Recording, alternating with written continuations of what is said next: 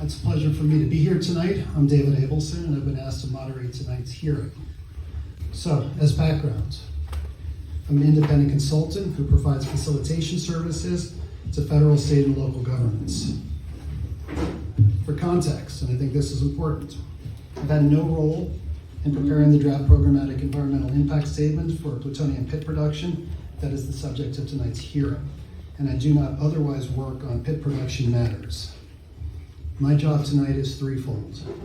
First of all, to ensure the hearing is conducted respectfully, that each speaker receives the allotted time, and that comments are made without interruption. Now, before the presentation begins, let me explain the purpose for tonight's hearing. In compliance with the National Environmental Policy Act, NEPA is the acronym, I'm sure many of you have heard that, and the requirements of the settlement agreement that NNSA has prepared a draft PEIS for plutonium pit production in multiple sites. The notice of availability was published by the Environmental Protection Agency in the Federal Register on February 17, 2026. That notice began a 90-day public comment period, and the comment period closes at midnight on July 16, 2026. Now, earlier public notices posted on April 10, 2026 included an NNSA headquarters press release. Los Alamos National Lab issued notice through a system called Gov Delivery, and the Savannah River site published notice via something called an environmental bulletin. And the public comment portion of this hearing is being recorded for preparation of a transcript. And responses to comments and any revisions to the PEIS will be addressed in the final PEIS. So, tonight's agenda. And let me review this. So the presentation portion tonight will last approximately 30 minutes. Jeff Schulte, who's the manager of NNSA's Kansas City field office, will provide opening remarks about the site mission and role of pit production in that mission. Next, we'll hear from Jade Fortner, who is she's in NNSA's Office of Plutonium Modernization in Washington, D.C. She serves as the NNSA NEPA document manager for this PEIS, and she will summarize the draft PEIS. Comments will begin after the presentation is complete. This hearing is scheduled to conclude at 8 p.m. It is approximately 5:35, so we've got lots of time ahead of us. Tonight's meeting is a public hearing. Its purpose is for NNSA to summarize the draft PEIS and to hear your comments. And as a public hearing, there is no question and answer session. Now, in addition to Jeff and Jade, Kristen Doors, who many of you met, who is manning the sign-in table there, is the NNSA NEPA compliance officer. She's also here to hear your public comments. Now, once Ms. Fortner has concluded her presentation, I'll return to the podium and explain how to submit oral and written comments during this hearing and through the end of the comment period. Now, one thing just before, since the last time I'll speak before Jade speaks, I'll go Jeff and then Jade. You will see slides tonight. I know some of you will want to take pictures of them, please do, but also be aware that those slides are on the NNSA website. So if you want to not have to worry about taking photos, those are publicly available on the website. So let me stop there and turn it over to Jeff Schulte, who's the site manager here in Kansas City. Thank you, David. Good evening, and thank you for joining us in this public hearing on the draft pit production programmatic environmental impact statement. As David mentioned, I'm Jeff Schulte, manager of the NNSA's Kansas City field office, and I am the federal official hosting this hearing. The National Environmental Policy Act encourages the public's participation in federal decision-making to help public officials make better, more informed decisions on projects that may have the potential of impacting the environment. We welcome your participation and your comments. At the Kansas City National Security Campus, our primary responsibility is to manufacture and procure non-nuclear components for the nation's nuclear stockpile. These are critical to maintaining a safe and credible nuclear deterrent for our nation. This includes operations here in Kansas City and in Albuquerque, New Mexico, covering a diverse set of manufacturing and procurement activities for the NNSA. Our role in the NNSA Plutonium Modernization Program is to produce non-nuclear components to support PIP production at other NNSA sites. We use standard manufacturing processes like machining, welding, cleaning, and inspection activities, much as you would find in the aerospace industry. The proposed action evaluated in this PEIS will not change the type of manufacturing done here at our facility. However, in accordance with the terms of the settlement agreement and in full transparency, the NNSA agreed to host a public hearing here in Kansas City. Next, Jay Fortner will present a summary of the information included in the draft PEIS. Thank you again for joining us in the hearing.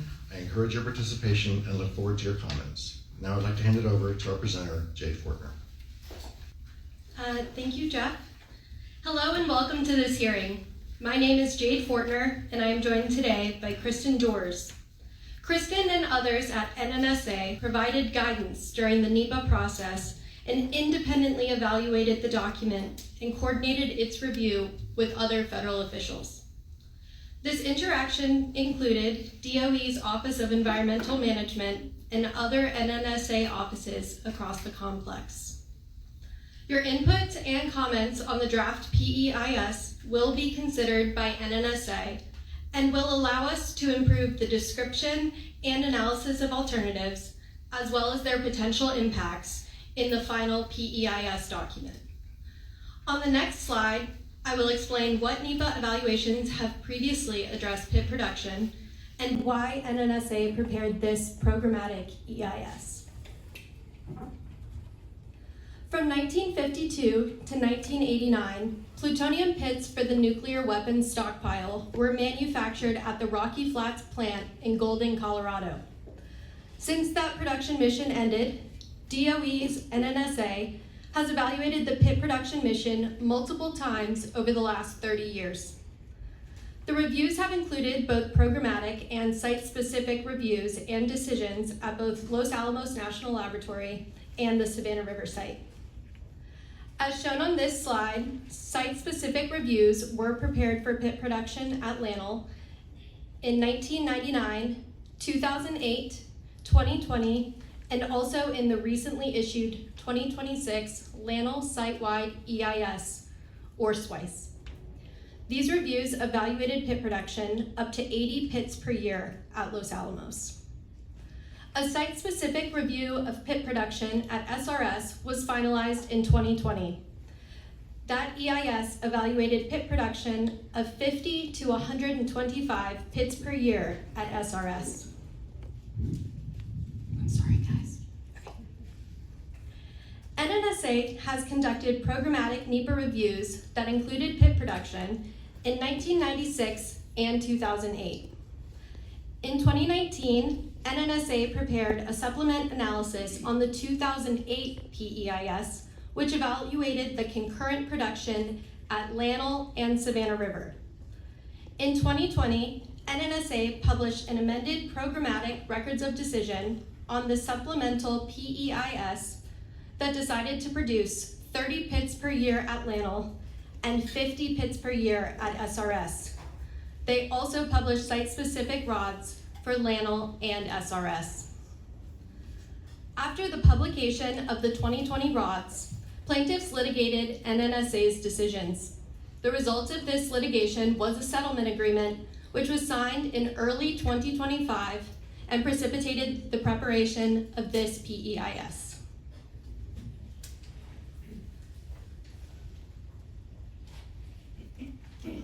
The settlement agreement includes several stipulations that are relevant to the PEIS currently under development. These include a scoping period that lasts for at least 45 days after the scoping meetings are completed.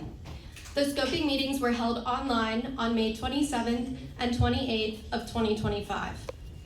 The scoping period ended on July 14th.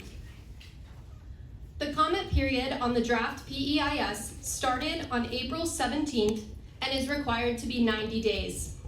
This establishes July 16th as the last day to submit comments on the draft PEIS. This 90-day period is twice the statutory minimum for the comment period duration.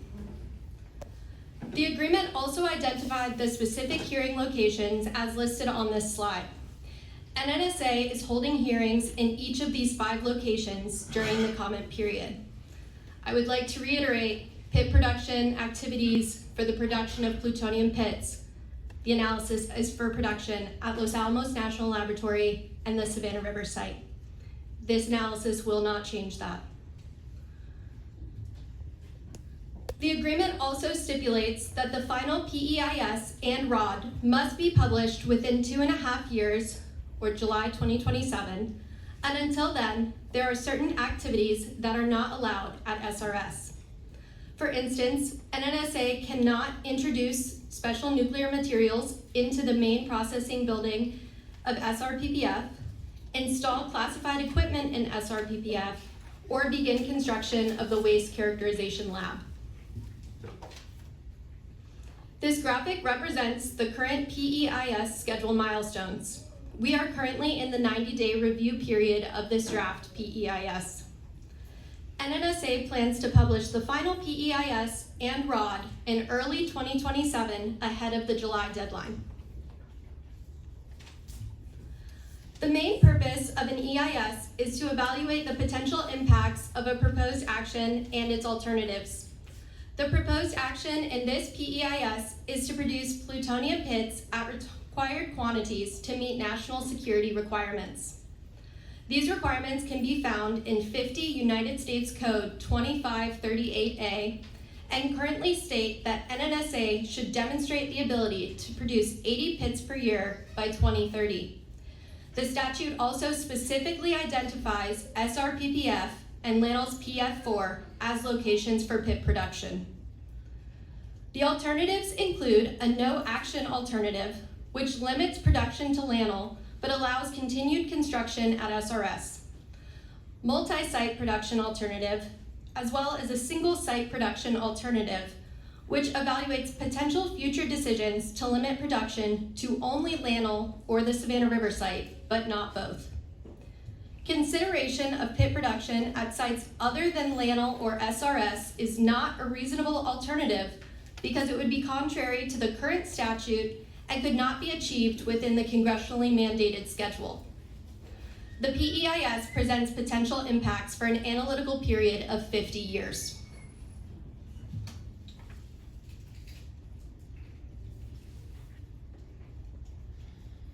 LANL is one of the 3 national security laboratories with responsibility for assessing the safety, security, and reliability of the U.S. nuclear weapons stockpile.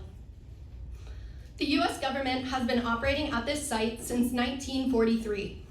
The laboratory employs over 16,000 people, has an annual budget of over $4 billion, and occupies about 40 square miles. This graphic is an aerial photo of a portion of TA-55. The large building in the center is PF4, where the majority of pit production operations take place. The multi-story building in the upper right corner is the Radiological Laboratory Utility Office Building, also referred to as RULOB, which supports pit production activities. NNSA recently published the 2026 LANL SWICE. All of the actions included in the no action alternative of the pit production PEIS related to LANL were evaluated in the SWICE and included in the LANL SWICE record of decision. Pit production is only a subset of the activities evaluated in the LANL SWICE. Some examples of pit production related activities that will be implemented at LANL include the production of 30 pits per year with a surge capacity to 80, and construction of office buildings, security facilities, cafeterias, roads and parking, and additional transuranic waste staging areas. Construction of the Savannah River site was authorized in 1950 by President Truman. The site is an industrial complex responsible for supporting our nation's nuclear defense, preventing nuclear weapon proliferation, environmental stewardship and cleanup, waste management, and the disposition of special nuclear material.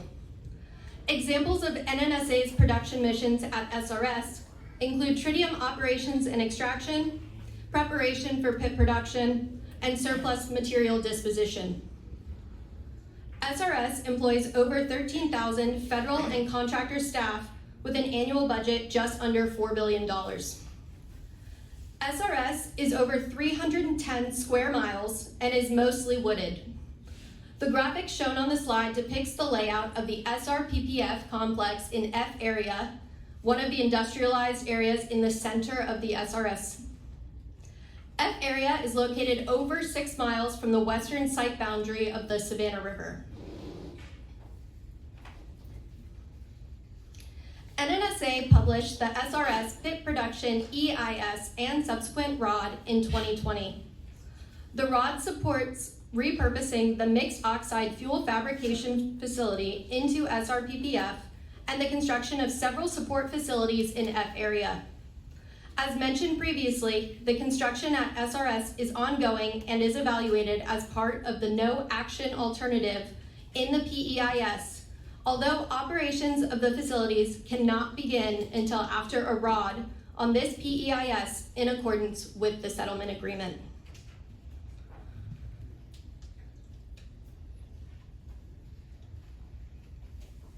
This slide identifies the environmental resource areas that were analyzed in the PEIS. These resources were also addressed in the 2026 LANL-SWICE and the 2020 SRS Pit Production EIS. The current NEPA statute and DOE NEPA implementing procedures include a page limit for EISs. This PEIS complies with that page limit. Chapter 4 of the PEIS includes separate sections for each resource impact for LANL and SRS. It also includes a section that provides complex-wide impacts that can be additive for multi-site concurrent pit production. These impacts primarily focus on transportation and waste management. To define the no action alternative, NNSA has selected those actions that have been approved and included in previous records of decision. At LANL, this includes upgrading PF4, additional offices, cafeterias, security facilities, and training centers, true waste staging areas, and production of at least 30 pits per year with surge capacity up to 80 pits per year. The no action alternative at SRS includes the construction of facilities described in the 2020 EIS. NNSA cannot bring nuclear material into SRPPF or construct the specified support facilities until after a ROD is published on this PEIS. Therefore, these activities are not included in the no action alternative. Under the multi-site alternative, NNSA would produce pits concurrently at LANL and the Savannah River site.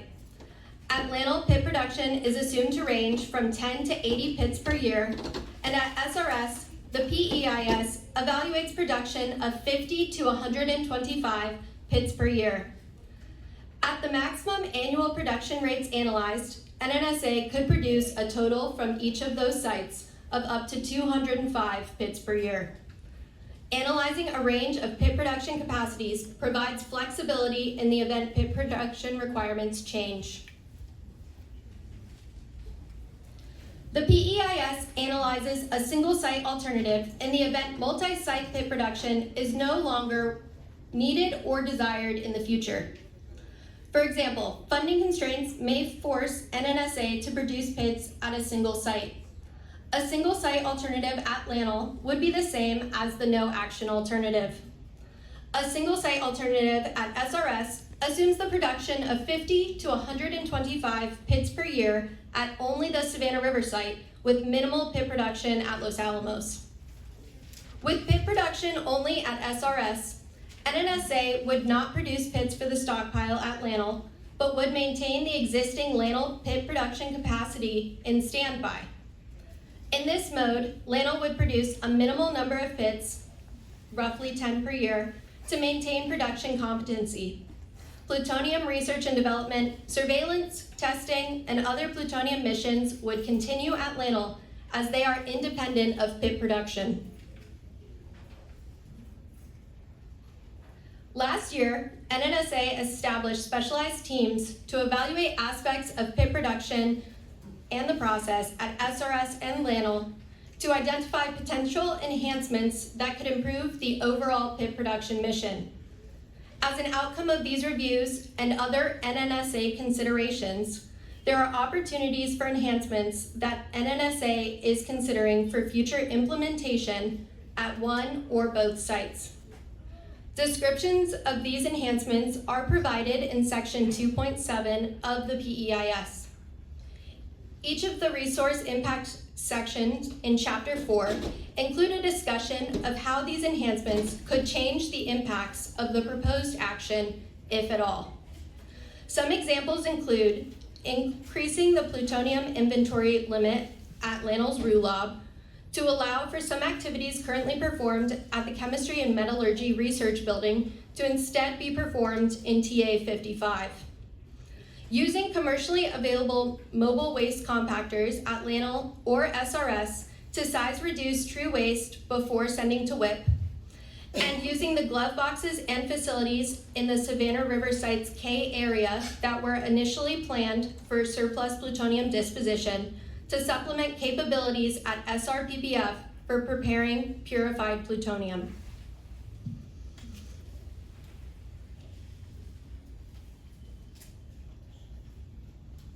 These next two slides provide a broad overview of the potential impacts and a comparison between the sites. A tabular comparison of each alternative by site by resource area can be found in section 2.9 of volume 1 and in the summary of the document.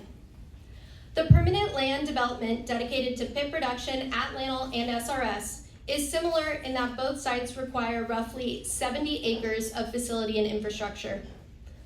The air pollutant emissions would be similar for both sites and well below the de minimis standards. The potential radiological air emissions would be very small for both sites and would contribute much less than 1% of the current radiological releases at both LANL and the Savannah River site. From a workforce standpoint, construction activities at SRS would be higher in the short term than at LANL. However, both sites would potentially add over 2,000 operational workers. Radiological transportation of nuclear materials and waste would use the nation's highways. Even at the highest production rates, transportation impacts on crews and the public along the transportation routes would be relatively small. For instance, incident-free transportation would add less than 1% of additional annual risk of a latent cancer fatality in the public population. The additional accident risk, taking into account the probability of a severe accident, would statistically represent about 1 fatality every 33,000 years. For comparison, there would be about 0.06 potential traffic fatalities per year from non-radiological accidents, or about 1 every 17 years. This slide presents the estimates for radiological waste volumes generated for the range of production capacities. Most low-level waste from LANL would be disposed of at the Nevada National Security Site. Most low-level waste from SRS would be disposed of on-site in SRS's E area. Adequate capacity exists at both of these locations. Most mixed waste would be disposed of at a licensed commercial disposal facility.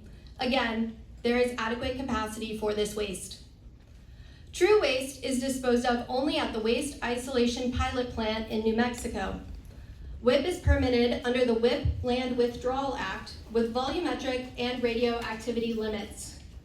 DOE's Office of Environmental Management operates WIP and reports annually on the amount of true waste projected to be disposed of. For operations meeting the current pit production statute of 80 pits per year, the amount of true waste generated could be disposed of within the current volume limit.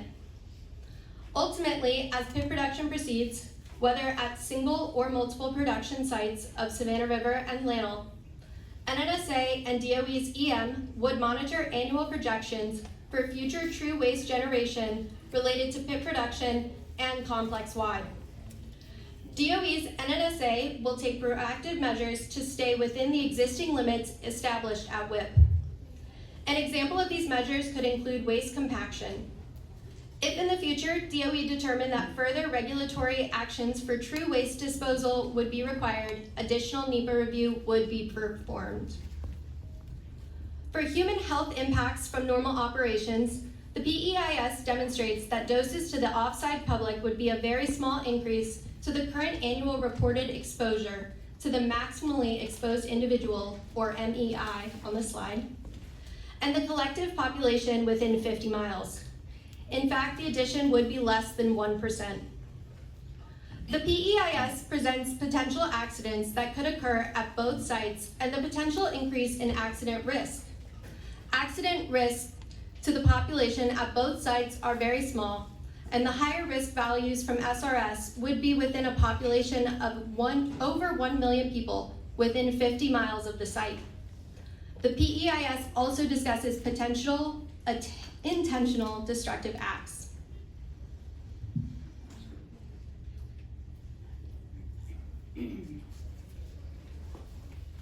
Section 4.3 of the PEIS presents the potential for impacts from operations at one site to be additive or combined with impacts of operations at the other site, if operating concurrently.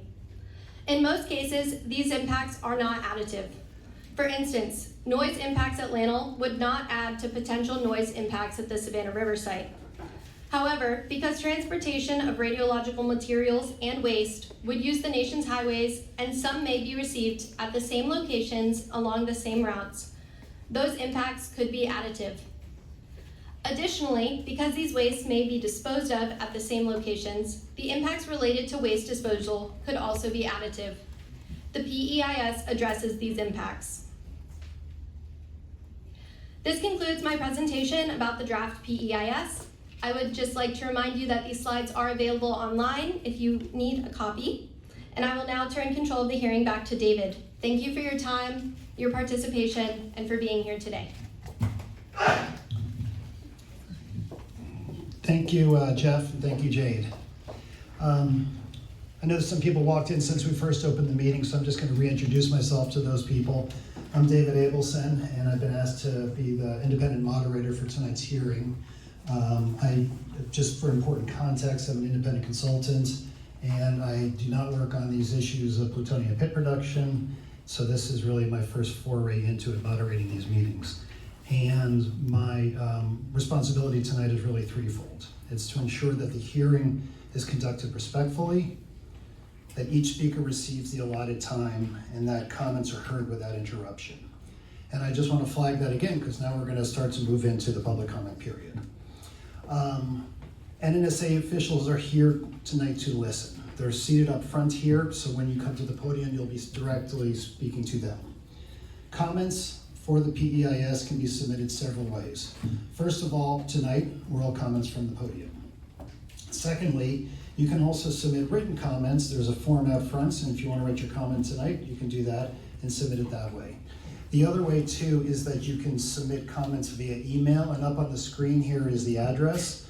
And you can also submit them via the US mail. And those are both on the screen here and also on the DOE NEPA website. In case you can't see what the email address is, let me read it to you. It is pitpeis@nnsa.doe.gov. And so that's where you can submit comments. Comments must be postmarked or submitted by midnight on July 16th, 2026 to be considered in the final PEIS. I've been told, and this is on the website, that late comments will be considered to the extent practicable. All comments, whether they're oral or whether they're written, will receive equal consideration. Now, please be advised that your entire comments, including any personally identifiable information, may become publicly available. So what's personally identifiable information? Your name, where you live, etc. If you would like NNSA to withhold your name or other identifying information, state that request at the beginning of your comments. Anonymous comments may also be submitted. Now, a few of you attended the open house, so this is for you. Any conversations you had during the open house were not recorded and are not part of the record. So if you want those views considered, please restate them tonight or submit them in writing. Okay, let me explain now the comments process. First of all, you have to sign up at the registration table. And I saw there was a long line, so I assume most of you did, but if you did not, my colleague back here has the sign-up list. They will then provide me with a list of the speakers. To allow time for as many speakers as possible to speak, comments are limited to 3 minutes per speaker. Comments are individual comments, and time may not be transferred and time may not be shared. Now we recognize 3 minutes is brief. So NNSA encourages you to submit detailed comments in writing so that the full record reflects your views. If time remains after the first round of speakers have been heard tonight, we will take additional comments. Now Joe up front here is going to have time cards for when you're speaking. He will show you when you have 30 seconds to go and when your time is up. If you continue speaking after your 3 minutes, I will ask you to conclude to be able to move on to the next speaker. It is all of us working together that will make this function, and we can hear from as many people as possible. Now, speakers are going to be called on in the order in which they signed up. We'll hear from as many people as possible until 8 p.m., which is the advertised end time for the meeting, excuse me. I'm going to call 2 or 3 names at a time so that you know your turn is approaching. And when it's your turn to speak, please come to the podium. Please begin by stating and spelling your name and the name of any organization you officially represent. Once you've provided that information, then your 3 minutes will start. NNSA asks that comments address the analysis contained in the draft PEIS. Now we know many people hold strong views about pit production and nuclear weapons generally. And this hearing exists to provide your comments to NNSA regarding the draft PEIS. It is my responsibility, and thus our collective responsibility, to ensure everyone has the opportunity to comment in an orderly and in a respectful setting. I'm just going to say this at the outset. I apologize in advance if I mispronounce anybody's name, but I will do my best to read your handwriting. So, first up, first 3 are Samantha Nichols, Henry Stover, and Maurice Copeland. So Samantha, please come to the podium. My name is Samantha Nichols, S-A-M-A-N-T-H-A, Nichols, N-I-C-H-O-L-S. I'm a pastor with the Lutheran Church. My parents grew up during the Cold War. My mom vividly remembers feeling terrified that a nuclear war could break out at any time. As a young adult, my dad worked with his friends to organize churches around the nuclear freeze. They reached out to local congregations, educated them on the dangers of nuclear weapons, and taught them how to contact their elected officials. Decades later, it's my turn to reckon with the possibility of nuclear catastrophe, and it's my responsibility to speak out against actions that will make us less safe and possibly kick off another arms race, actions like expanding the production of plutonium pits. I'm here because of what my parents taught me and because of what my faith compels me to do. As I speak to you this evening, I hold these words of the prophet Isaiah in my heart. They shall beat their swords into plowshares and their spears into pruning hooks. Nation shall not lift up sword against nation, neither shall they learn war anymore. Inspired by my parents and guided by my faith, I say no to increased plutonium pit production. Producing additional pits is unnecessary and dangerous. We already have over 15,000 pits stored in Texas, and these pits can last for over 100 years. The only reason to produce new pits is for the purpose of creating new weapons, weapons that threaten mass suffering and death. Expanding our nuclear weapons arsenal is also extremely expensive. The fiscal year 2027 budget requests billions and billions of dollars for new pit production alone. At a time when people are struggling to afford basic necessities like food, healthcare, and rent, how dare we pour funding into nuclear weapons? People are hungry, people are struggling to get medical care, people are finding it harder and harder to secure safe and affordable housing. Rather than funding weapons of war, weapons that only serve to destroy and kill, we should be fully funding programs that actually help people live. Kansas City unfortunately plays a key role in the creation of nuclear weapons, and I do not want my city to prop up this dangerous industry by helping to produce any parts of these new plutonium pits. We deserve a fully transparent assessment of this project for each and every impacted city, and this assessment should honestly demonstrate the risks of this project. But of course, no assessment can change the fact that these pits and the weapons they'll soon be a part of represent a threat to humanity. Kids should not grow up in fear of nuclear conflict. We should have listened to the college students like my dad when they first spoke out against this, and we should heed the words of Scripture. We should turn our swords into plowshares and turn these billions of dollars for war into billions of dollars for food, healthcare, and housing. Thank you.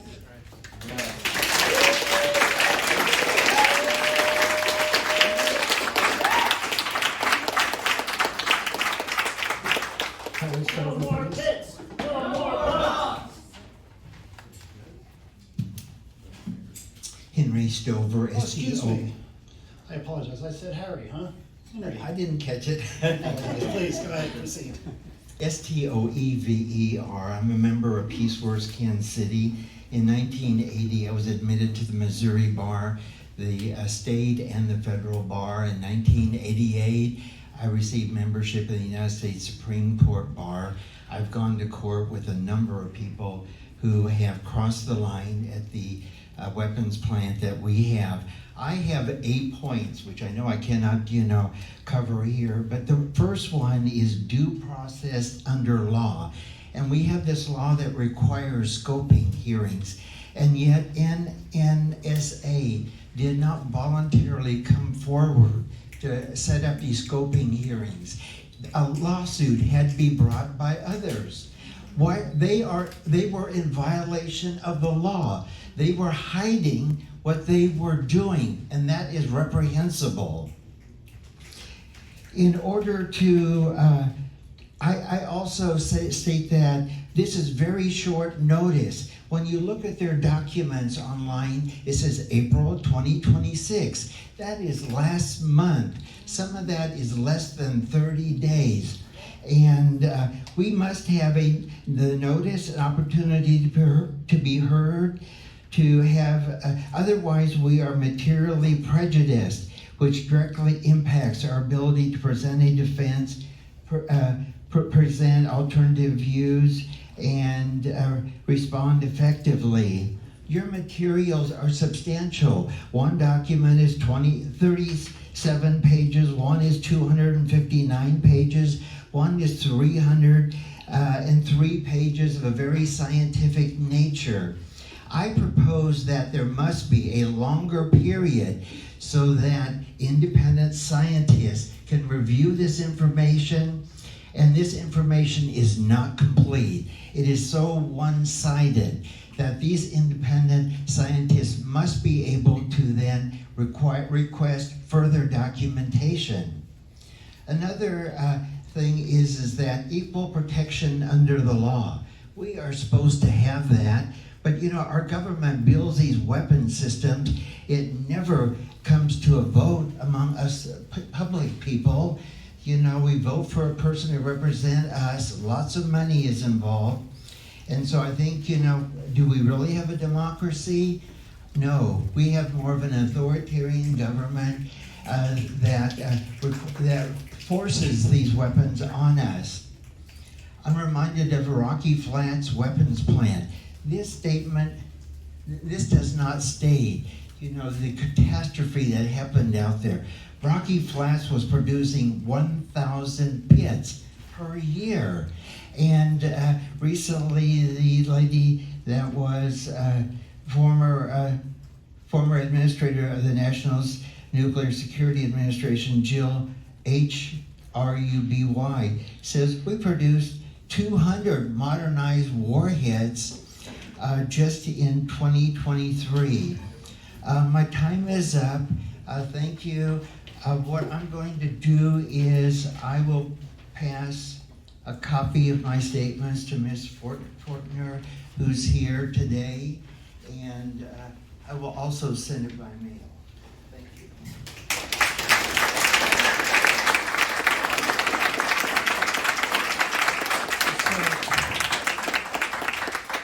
No more pits. No Next more up, bombs. next up is Maurice Copeland, followed by Jay Coughlin and Jim Hanna. So Maurice. Okay, Maurice Copeland, you said, say your name, Maurice Copeland? I heard that. I'm a ex-employee. Yeah. Make sure they hear me in my less than 3 minutes, 2 minutes, whatever it is, because I'm not gonna say very much.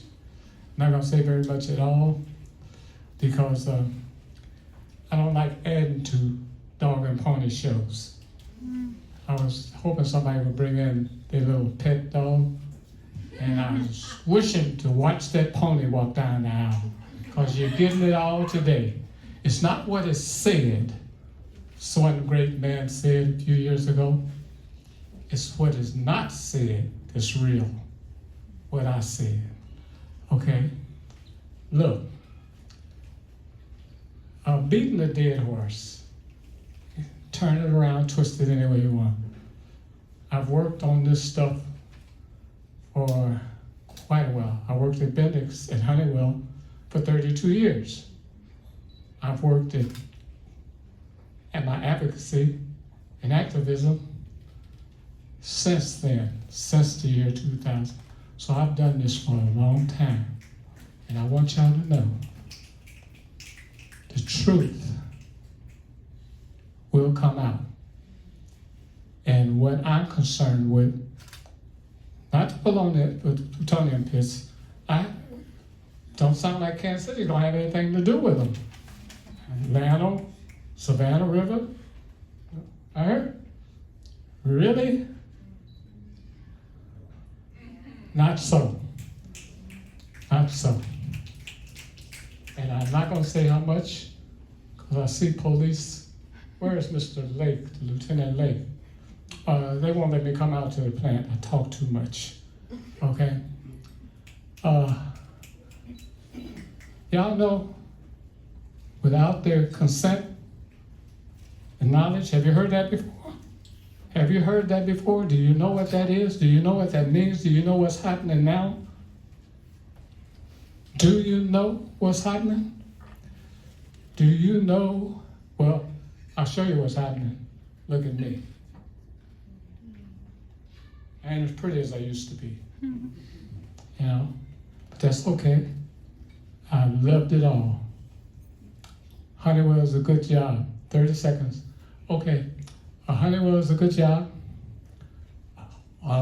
As far as beating the dead horse, it can help a lot of people. It helped me. I raised my family. And we have a future with the plant. It's there. It ain't going nowhere. Nowhere. As far as plutonium pits,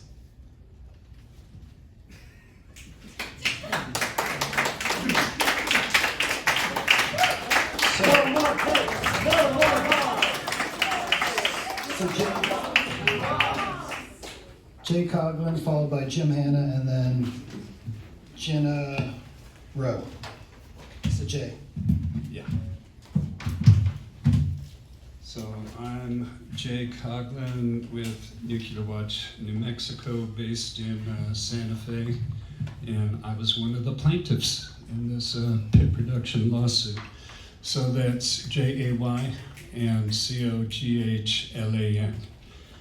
Okay, so there's quite a few deficiencies in the draft programmatic environmental impact statement. Because of 3 minutes, I'll address only 2 right now.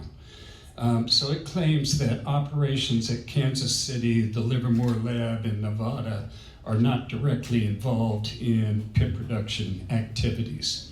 But NNSA's own budget documents show that $55 million is being allocated to Kansas City next fiscal year, which is being doubled from this fiscal year. Concerning the Livermore lab, it had 80 million for so-called plutonium modernization. It's now being doubled to more than 160 million. And Nevada had 13 million, now almost doubled to 23 million. So I think NNSA should drop this pretense that these sites are not directly involved in PIP production. And you know, the Kansas City handout at this meeting right here illustrates my very point. And the Kansas City manager of the field office here just said that PIP production would not impact production at Kansas City. And I would say at the very least, there has to be at least a matter of scale of production. So logically, that doesn't make sense to me. So in short, this PEIS should thoroughly examine the role of all NNSA sites. And then in a point that's even more important to me, the PIP production, the draft PEIS makes a categorical claim that PIP production has to start now because of aging concerns with plutonium. It completely omits, never even mentions, a 2006 study performed by a scientific group that concluded that pits last at least, most pits last at least 100 years, and those that don't have easy fixes to make them last that long. And then a Livermore lab study in 2012 reaffirmed that. Now, plutonium's weird.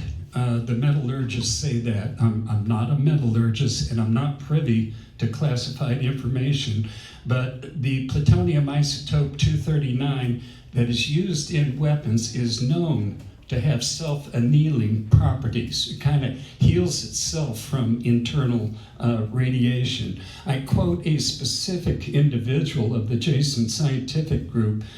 Something happens over long periods of time that make the plutonium metal almost as good as new, or maybe as good as new, over 10 or 20 years or more. So it's important to understand, if I have any take-home message to all of you, it is this: no PIP production is to maintain the safety and reliability of the existing stockpile. And I would assert that that's because none is needed. Instead, it is all for future nuclear weapons design. And these new designs could prompt the U.S. to return to nuclear testing, as Trump has already threatened. And if that happens, you can just imagine that all proliferation hell would break out. So I want to urge the NNSA to come clean with the American taxpayer in the final programmatic environmental impact statement. It should be made clear what the potential economic and geopolitical costs are of expanded PIP production and helping to fuel a new nuclear arms race. Well, that could entail incalculable costs. You're going to need to wrap it up. Yeah. See, I did better than I did the other night in Georgia, so I'm done. I've had practice.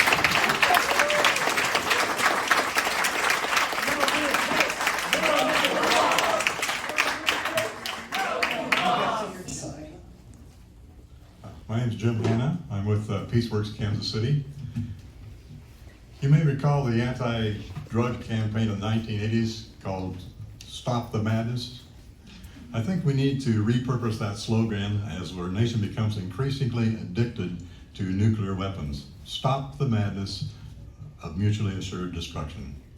Back in 1970, the USA vowed to kick the habit of striking a grand bargain with the world, promising we would reduce and eliminate our nuclear arsenal if the non-nuclear states would remain free of nuclear weapons. So how's that going?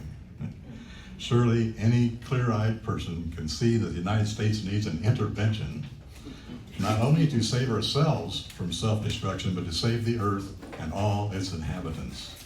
This hearing is potentially part of that intervention. We must speak the truth to the powers and principalities that are driving us to the brink of destruction. Powers seemingly unconcerned about the world we leave to future generations. focused instead on short-term profits at any cost. If you follow the money, it leads to corporations and kleptocrats, not to the common good.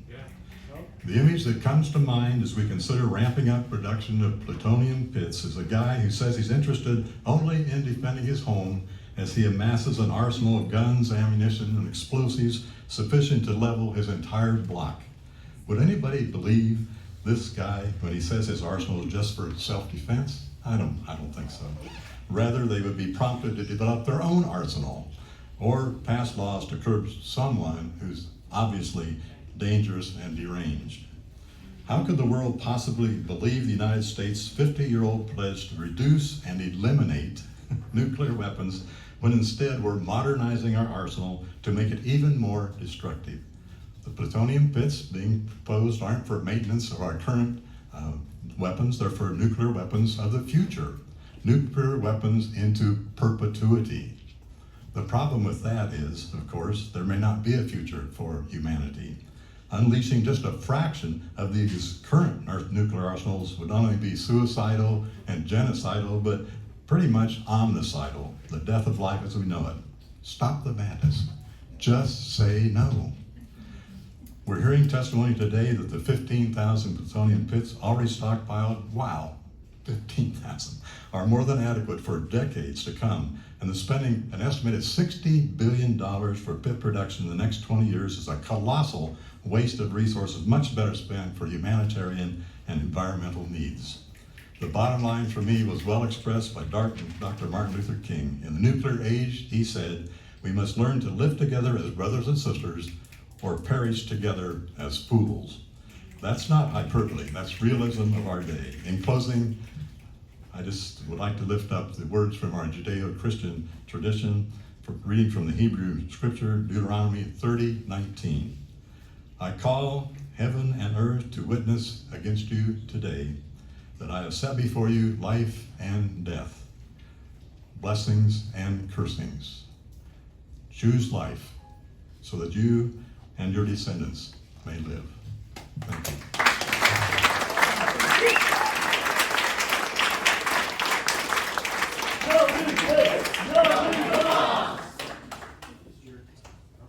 Hope I did okay with that. Please. Hi, you'll have to forgive me, my voice is going today. My name is Jenna Rowe, Ginnarroe, and I'm a member of Veterans for Peace, although I'm not speaking for Veterans for Peace. I'm a Navy veteran. I'm a resident of this community, and I'm here not just as a concerned citizen, but as someone who has seen the machine of war firsthand and understands that true security is not manufactured on a factory line of plutonium triggers. The pits are aging, you say. They're going stale is one word I saw in an article recently, which was rich. But yet, your own reports say otherwise. Although we'd like to see the one from December 25, that'd be great. With an average of 100 years minimum, we have to ask, who does this national security and modernization serve? Well, the big 5 defense contractors are reporting record-breaking profits and stock buybacks, while our local community is asked to quietly shoulder the consequences yet again of that profit. The last time you asked, you left us with more than 2,400 toxins at Bannister Federal Complex to deal with. One can only fear what the current campus will leave us with. The modernization of the U.S. arsenal is not a shield for the people, it's a ledger for the shareholders. Fueling an imperialist machine that views the survival of our community as secondary concern to a quarterly dividend. I urge you to find the courage to prioritize our health and our land and our water. And a government that insists, true security comes from a stable climate with clean water and a government that invests in its people's survival rather than a machine of global annihilation. It's time to consider and choose people over plutonium. You forgot one alternative on your form, which is the complete dismantling and destruction of our stockpile.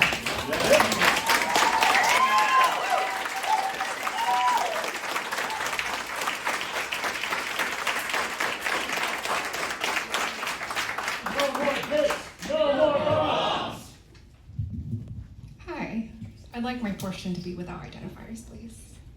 So noted. Good evening, and thank you for the opportunity to speak.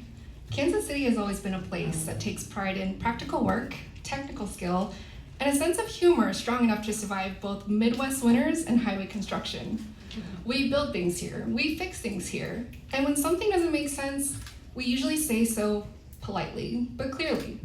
That's why so many people are paying attention to expanded plutonium pit production. This conversation is not about being for or against national security. Everyone here understands the importance of a safe and reliable nuclear deterrent. The question is whether this particular expansion is being pursued responsibly, transparently, and in full compliance with the law. Right now, there are serious concerns that the answer is no. A federal court found that the NNSA moved forward with plans for expanded plutonium pit production without completing the full environmental review required under federal law. The environmental review is not just paperwork. It's the government's way of saying, we checked the math, we checked the risks, and yes, we really thought this through. When you're dealing with known toxicants, we mostly thought about it is not acceptable. There's also a very real concern about how this expansion changes how Kansas City is viewed. The more our city becomes associated with nuclear weapons production, the more it risks being seen by foreign adversaries as part of critical strategic infrastructure. That is not science fiction, it is how modern intelligence and cyber operations work. Nobody here signed up to have their hometown turned into the plot twist in a geopolitical thriller. So it is fair to ask whether expanding that role is being fully weighed against the long-term implications for this community. And through all of this, the request from the public is not extreme. Slow down where needed. Complete the required environmental review thoroughly. Be clear and transparent about the key impacts related specifically to Kansas City under the parameters of land use and development, air emissions, socioeconomics, transportation, toxicant waste, human health during normal operations, and accidents. These are not radical demands. They are basic expectations for major federal decisions. As President Ronald Reagan once said in his address to the 42nd session of the United Nations General Assembly, I occasionally think how quickly our differences worldwide would vanish if we were facing an alien threat from outside this world. And yet I ask you, is not an alien force already among us? What could be more alien to the universal aspirations of our peoples than war and the threat of war? That idea resonates because it reframes the question. The issue is not just what we build, but what we move toward. Thank you.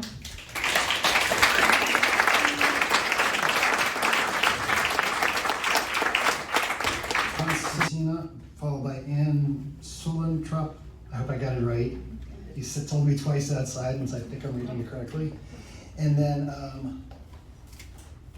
Bennett Dibben. Hey, good evening. My name is Donna Constantino. I am a trauma therapist, and as I've been listening to everybody, I'm thinking about the unconscious trauma that happens to all the workers that are involved in this nuclear industry. And these workers, they are in the process of creating death. And when you create death for a living, it kills your soul. So I just have very limited words. I'd rather say less than more. This is just the facts. The PIT program has a cost of tens of billions of dollars.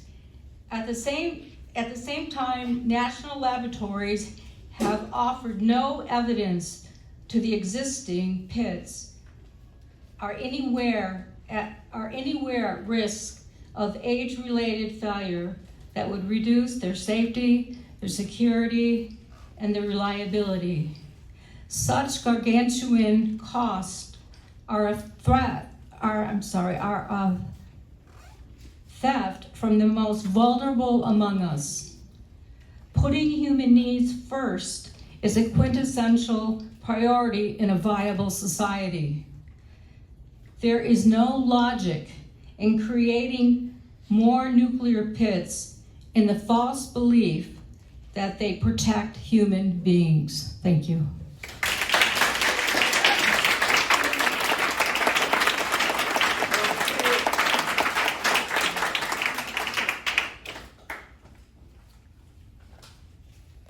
After Ann, we have Bennett Dibben and then Jessica Sally. Hi, my name is Ann Suellentrop, spelled A-N-N, no E, S-U-E-L-L-E-N-T-R-O-P. I am a master's prepared pediatric nurse, and I have served the health needs of Kansas City children for 45 years. I am also a member of the National Board of Physicians for Social Responsibility. The Kansas City National Security Campus began doubling in size in the last 3 years with minimal to no citizen input. We tried. In fact, there has been a lack of transparency throughout the life of the enterprise since the first plant was opened in 1949 at the Bannister Federal Complex. As of May 3rd, 2026, 626 cases involving workers from the Kansas City plant have been approved for compensation under the Energy Employees Occupational Illness Compensation Program, or the EEOI-CPA, with 661 individual claims paid.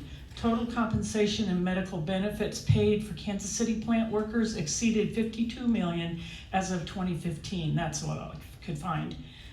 Kansas Cityans deserve to know the truth. The Bannister Federal Complex was demolished by 2021 and was so contaminated that it can never be used for housing, only for commercial business use. The groundwater below it is contaminated and must have pump and treat wells operating into perpetuity to keep the toxins there from traveling into nearby rivers. I believe the Radiation Exposure Compensation Act, or RECA, should be expanded to include Kansas City as well, because I've heard there's massive cancer in our neighborhoods. Given this harmful and secretive history, it is not surprising that the NNSA has once again proceeded with an escalation in hazardous plutonium pit production without considering the public's right to be fully informed or to consent to it. We have a right to know what toxins will be used at the Kansas City NSC and whether these will include any radioactive substances. We need to know what hazardous substances are being transported in and out of our neighborhoods. We need to be able to protect the most vulnerable populations among us, and particularly, as a pediatric nurse, I am aware that children and women are much more vulnerable to radiation and hazardous toxins. Children's cells rapidly divide and multiply as they develop, which makes them more vulnerable to cancers and other diseases. And a woman who is carrying a female fetus, when exposed to toxins, is actually experiencing simultaneous harm to 3 generations. This is because, amazingly enough, the fetus already has all the eggs in its ovaries that it will ever have over its lifetime. Highly enriched uranium and plutonium are deadly, forever poisons. Nuclear weapons threaten all life on Earth, as we all know, and need to be abolished. The trillions of dollars wasted on them should be used for life-giving human needs such as healthcare, education, housing, transportation. The jobs in nuclear weapons facilities should be converted instead to cleanup jobs and to storage, safe storage of radioactive and toxic waste. Thank you.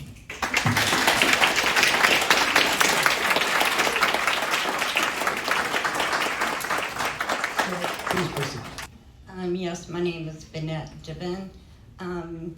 I don't have a lot to say. This is really emotional for me because I believe that nuclear weapons is the death of our Earth. I also believe it's the death of the workers. And I know you guys are working there, but I believe it's also the death of you. And I brought this, I'm not gonna open it up, but a member that's now gone, she has showed that there's over 2,000 toxins just at the plant alone, at the old plant. We don't know how many toxins are at this new plant. And we also don't know, we hurt our Earth and we do not clean it up. We need to clean it up before we continue to make more weapons. And that's all I have to say.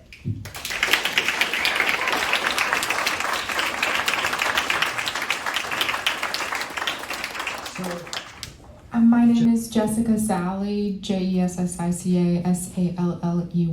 I'm a resident of Kansas City. I'm not affiliated with any organization.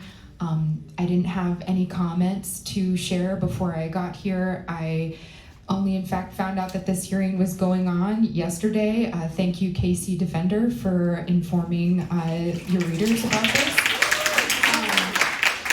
But I think that the amount of people that have shown up today with, again, very little notice and very little transparency on what is happening in our community is an indication that this is not a good decision for Kansas City. We are very against it. I don't have prepared statements, but I would like to put a few questions on the record. The draft claims that pits in use are not a feasible solution for because of their age risks. The PEIS should more clearly state why that is the case and be more transparent about why we need to invest in expansion when studies in 2006 and 2012 show that the existing pits should be sufficient. The organization has not been transparent. And where is the additional budget that has been added to the Kansas City facilities? Where is it planning to be spent, if not in the expansion of nuclear weapons and components for weapons?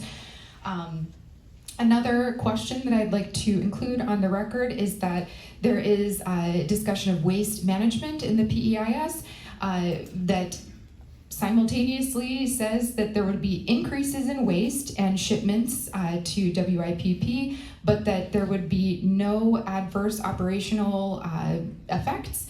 And the PEIS should be a lot more clear and transparent about how it's possible for there to be an increase in waste and yet not an increase in adverse effects. Thank you.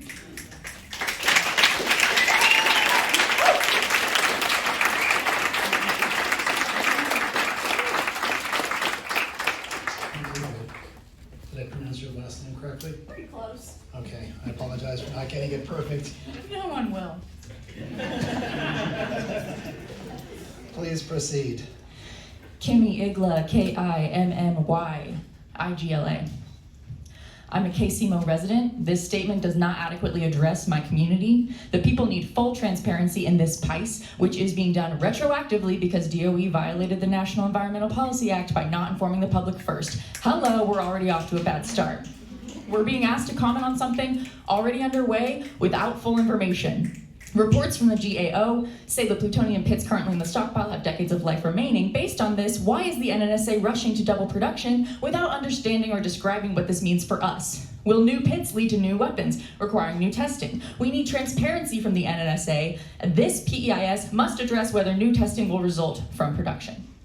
Decades of nuclear testing and negligence by the DOE and NSA has led to generations of illnesses. Can this PEIS address whether restarting pit production will resume or increase above ground or any nuclear testing respectively? According to the 2015 Science and Tech Review.gov report, plutonium pits age gracefully. When artificially aged to 150 years, they are still just as toxic, just as lethal. The PEIS should explain the need for new pits and new internationally illegal bombs at our expense.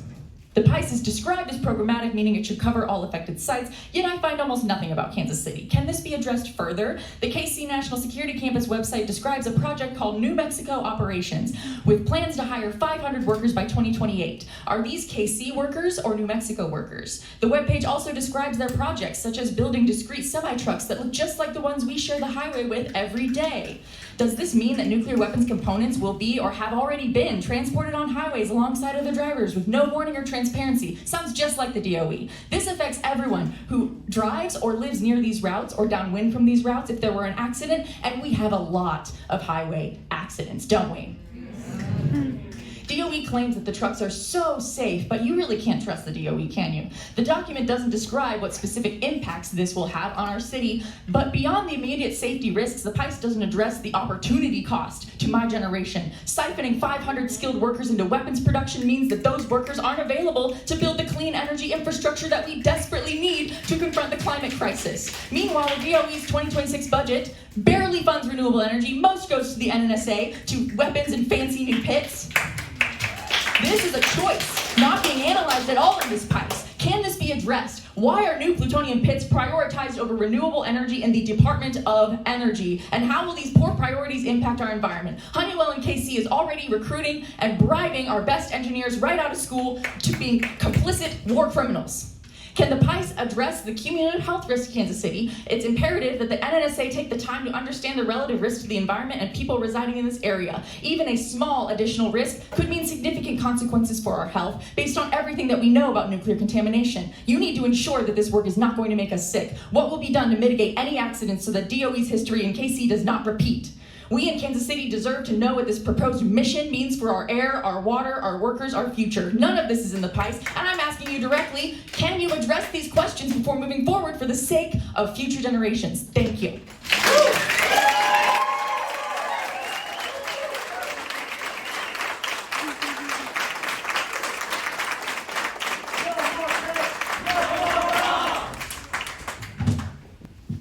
Yes, David Pack, D-A-V-I-D, Pack, P-A-C-K. My comments come under the label of to tell the truth. Thank you. I live in Lenexa, Kansas, okay? About 30 minutes from the Kansas City National Security Campus. I'm the chairperson of the board of PeaceWorks Kansas City, an organization that has declared nuclear weapons to be an immoral blight on our earth for the past 44 years. To tell the truth, the National Security Administration has more than 15,000 plutonium pits stored in a plant in Texas. Most of them were produced at the Rocky Flats plant near Denver. That plant experienced fires in 1957, 1969, plutonium released in 1974, a chemical spill in 1989.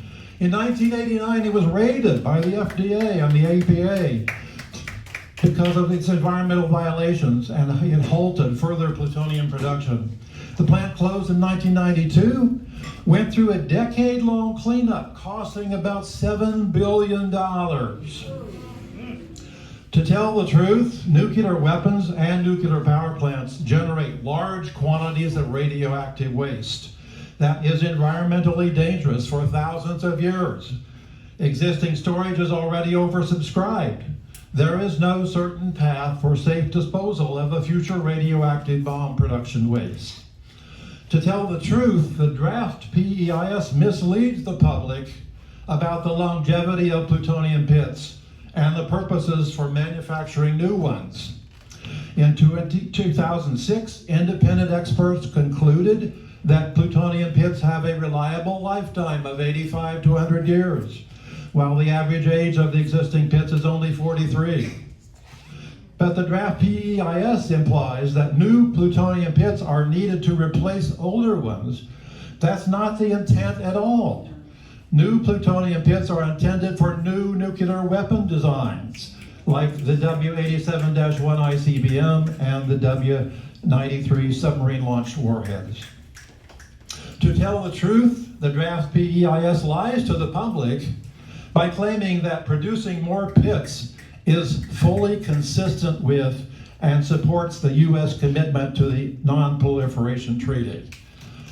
The United States has ignored that 1970 treaty obligation to pursue nuclear disarmament for many years and would continue that path by producing more plutonium pits. Annie Jacobson, in her book Nuclear War, A Scenario, tells the truth. A single modern-day nuclear weapon targeted on the U.S. Pentagon in the Washington, D.C. area would kill several million Americans.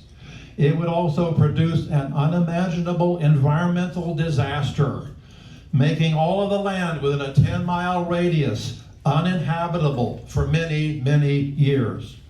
Let's all do everything we can to avoid the environmental disaster that nuclear weapons promise us. Thank you.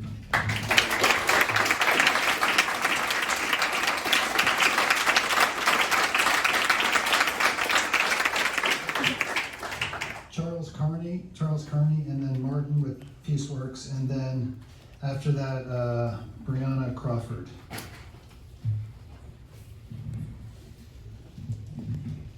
My name is Charles Carney, C-A-R-N-E-Y.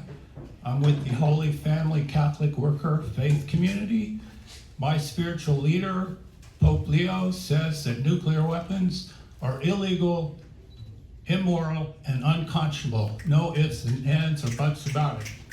I've been a social worker for the last 20 years, working primarily with people who are experiencing homelessness. And I'll tell you what, as far as I can tell, we have better housing for our nuclear weapons than we do for our people.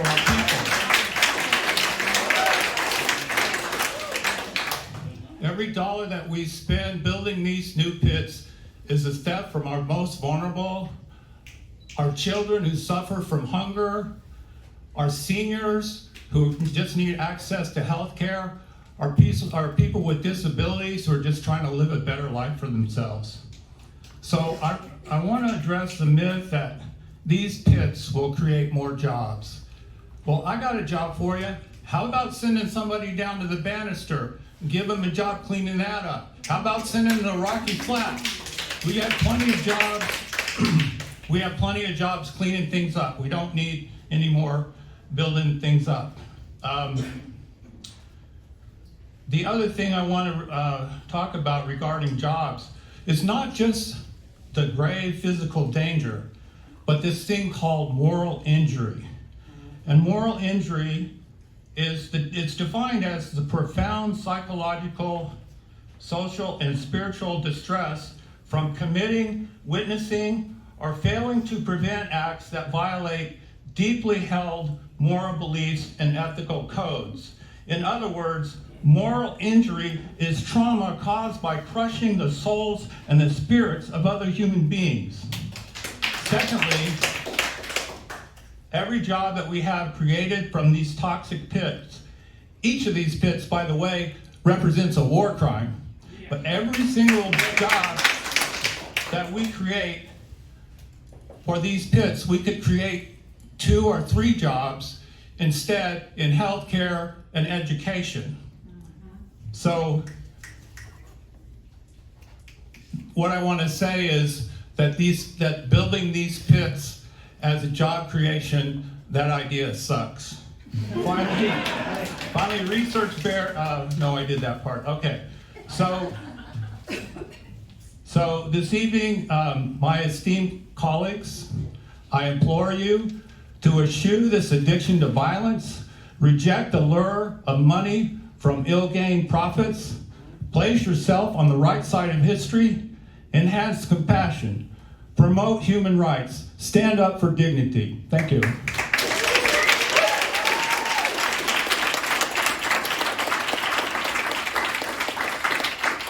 No more pits! No more bombs!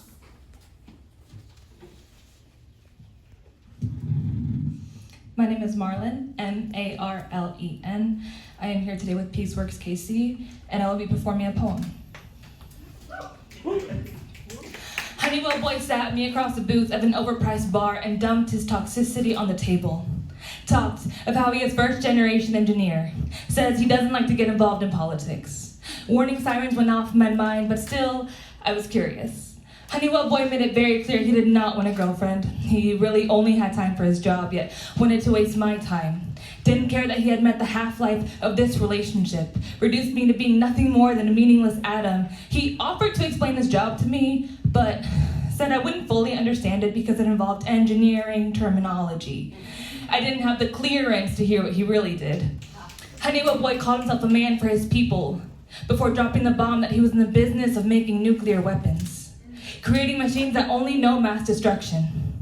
He made it out like a fairy tale. Minority boy grows up to fulfill the American dream, twisting malice into a service. This bomb blew his cover, exposing his true form. An isotopic incel desperate for a ray of attention. He flaunts it on social media. Honeywell boy's Instagram bio is hazardous. Reads engineer, scholar, painter, entrepreneur, distinguished don, but forgets to add selfish. Forgets unethical, self-serving, explosive, destructive, purposefully tiptoes around calling himself what he actually is. Someone who only cares about himself, who won't hesitate to atomize a community who supported him, even if it means betraying the people that are rooting for him. What kind of monster advocates for splicing his own community? If only they knew. that the mindless ghoul they are giving praise to is helping the government create weapons that have the capability to take everything away from us. Weapons that have created a home in the city I live in, set up shop to spew sickness. Honeywell Boy claims he hasn't lost touch of his roots, yet refuses to advocate or protect or fight for his people. Instead, he uses his potential for the creation of carnage. Honeywell Boy still works at Honeywell Federal Manufacturing here in Kansas City. Is still creating machines that will leave us with the fallout. Doesn't he see the decay he will bring upon the community? Isn't that the American dream?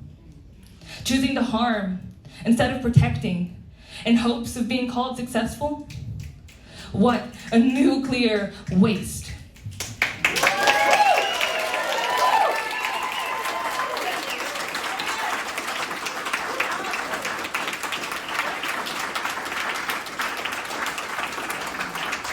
O'Reilly, and then Wazir Caps. I hope I got those names correctly. What is it?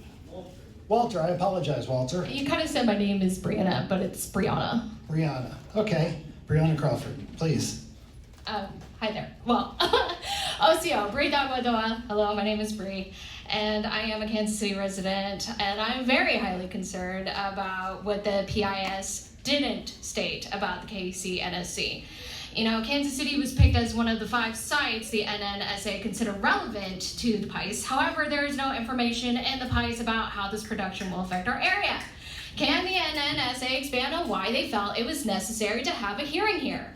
If we are to believe that KC will not play a part in this production process.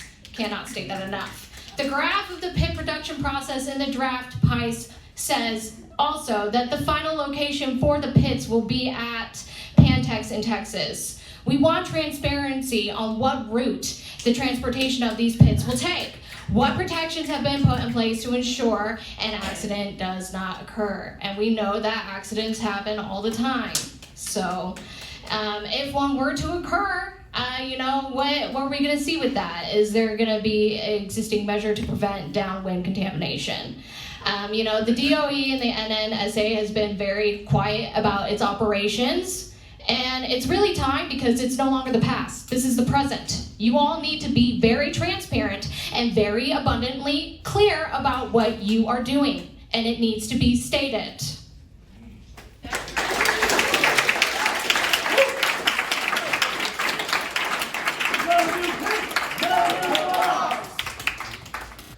My name is Connor O'Reilly, member of the Party for Socialism and Liberation. And I'd like to start by saying that this is disgusting, that there had to be a lawsuit just to make sure that our voices were heard and that about the restart of pit production. One of the greatest existential threats to humanity was being built up and pushed through illegally. Thank God there are people that keep watch over this and are willing to stand up against this sort of horrid activity. But that brings me to one of my biggest concerns. That we already have the world's largest stockpile of nuclear weapons. What is the need to expand?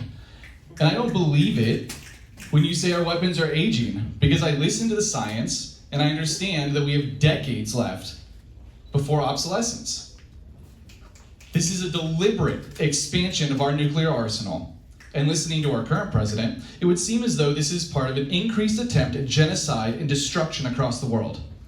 Not only does my heart weep for all of our brothers and sisters being threatened with nuclear fire across the seas, but this as well puts us at harm through retaliation against our trigger-happy leaders. How could you possibly propose to mitigate this risk while continuing this expansion? Secondly, it has been said that this is for updating and modernizing our nuclear arsenal. But this in itself is another hidden serpent. How do you propose to guarantee the safety and efficacy of these updates without testing? Especially when testing in and of itself brings about a laundry list of unmitigatable dangers to the environment, animals, and people, not only near the test site, but also many states away. So without testing, how can I trust that myself, my friends, and my future are not irrevocably harmed by your actions? Out of all the many crises this world is facing, how dare you add one more that we must stand against?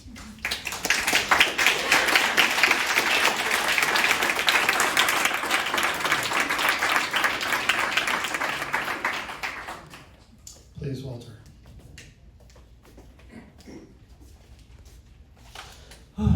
Too many of you all showed up. You're making me socially anxious. I guess if I wasn't anxious about it, that means I didn't care. There'd be something wrong with me, right? I'm Walter. I'm in the DSA here in KC. I'm also involved in Sunrise and a couple of the other organizations, and I'm also currently homeless and unemployed. But I still decided to come here. I didn't write anything down. Just wanted to talk about, just the moral level of it. I went to Truman High School in Independence, Missouri. Truman is the guy known for dropping the bombs on Hiroshima and Nagasaki. And, I remember going to the Truman Library, as a kid, even just a couple of years ago, where you have the images of the after effects of what, the nuclear radiation does. Not only just with the instant blast of, just instantly be vaporized with nothing but a shadow left behind. But with, the radiation poisoning, the most traumatic thing I remember learning is about this girl in Japan from Hiroshima who, she didn't get in, the initial blast, but, she got the radiation poisoning, and she, spent a couple of days with, the skin from her back, it was dragging along the ground. That's the kind of things that we're looking at if these weapons get used, let alone if they get even, we shouldn't be making them, let alone even be using them, period. And even the thing about them being the deterrent is a whole load of crap too. They were never a deterrent, they were a threat.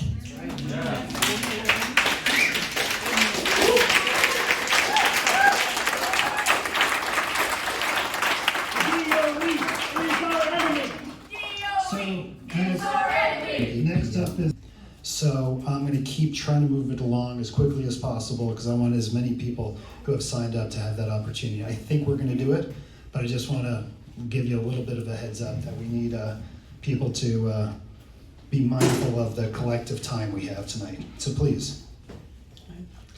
For the NNSA, my name is Kristen Scheer, KRISTINSCHEER. I am with PeaceWorks Kansas City, but I do not speak for them.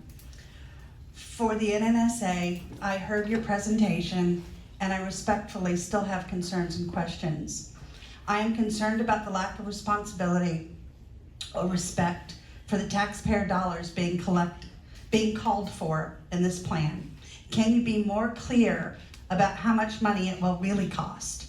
It seems like there are a lot of opportunities for it to go over budget, like it was thrown together too quickly or without enough thought. Was any money considered for cleanup efforts? These endeavors are dangerous and toxic and always leave problems to be cleaned up later. Where is the budget for that? Furthermore, why is it that we can always find plenty of money for weapons production, but no matter how high the ask, but we are currently cutting budgets to feed hungry children, to educate our young, or to provide health care for our elderly? How does this make sense? I am also concerned about our radioactive waste problem. If current waste disposal opportunities are earmarked for legacy waste left over from Cold War efforts, what is the realistic plan for new waste?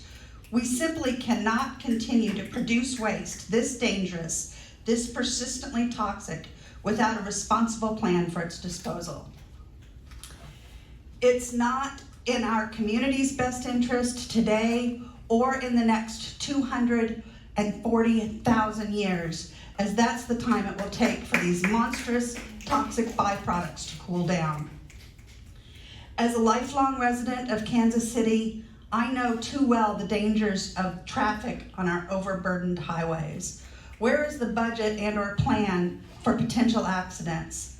How will the public be protected from accidents that can easily happen in the transportation of these dangerous materials on Kansas City streets and through Kansas City highways, through Kansas City neighborhoods? Will there be any money to help local communities pay for the upkeep of the roads trucks will be using to transport this poison? Finally, I am concerned to learn of the special assessment of the NNSA's current pit production program, which was to be completed in December of 2025. So far, I understand the public has not seen this report. Should we not wait to see what information it offers before trusting more valuable resources to a program suspect enough such that it was called for in the first place? Doesn't that make sense? These are just some of my concerns this costly and risky plan raises for me. Thank you for your time and attention to these matters.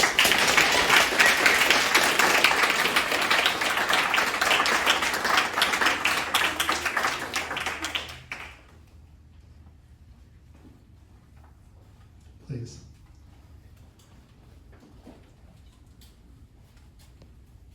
Good evening, everyone. My name is Muriel, Murielle.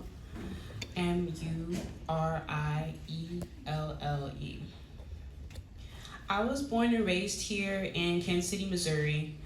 I'm a Ruskin High School and University of Missouri, Kansas City graduate. I'm here today because it is important to advocate for the safety of my community and its future generations. It is also important to encourage our government, the U.S. government, to avoid the use of nuclear weapons because there are people like us around the world that desire and deserve to be safe from nuclear effects as well. The cost of nuclear manufacturing is very expensive and is not just limited to financials. It can affect the health and livelihood of generations to come through contamination of the land, water, and air. Even worse, it's already happening. But I speak today in an effort to mitigate that reality because I know that we deserve better. I, along with many people gathered here today, do not want plutonium pits or related materials produced here in Kansas City. The production is not something I want my tax dollars supporting, and I do not want the citizens and visitors of the Kansas City metropolitan area to be at risk of exposure to any radioactive materials or waste. I chose to speak up today because in October of 2024, a federal judge in South Carolina found that the United States Department of Energy, the DOE, and the National Nuclear Security Administration, NNSA, failed to assess the environmental impact of their plutonium pit expansion plan at South Carolina and New Mexico facilities. If it has already been observed at a federal level that these organizations failed to do their due diligence in prioritizing the safety of U.S. citizens in those locations, why should we trust that they would care about our safety here in Kansas City? I, as well as many other Kansas Citians and citizens of this country, do not find these entities to be trustworthy. In conclusion, in the name of keeping Kansas City safe, denouncing the production and use of nuclear weapons by the United States, and avoiding the continuation of unnecessary wartime being promoted by major figures of the U.S. government, my parting message is no new pits, no new bombs.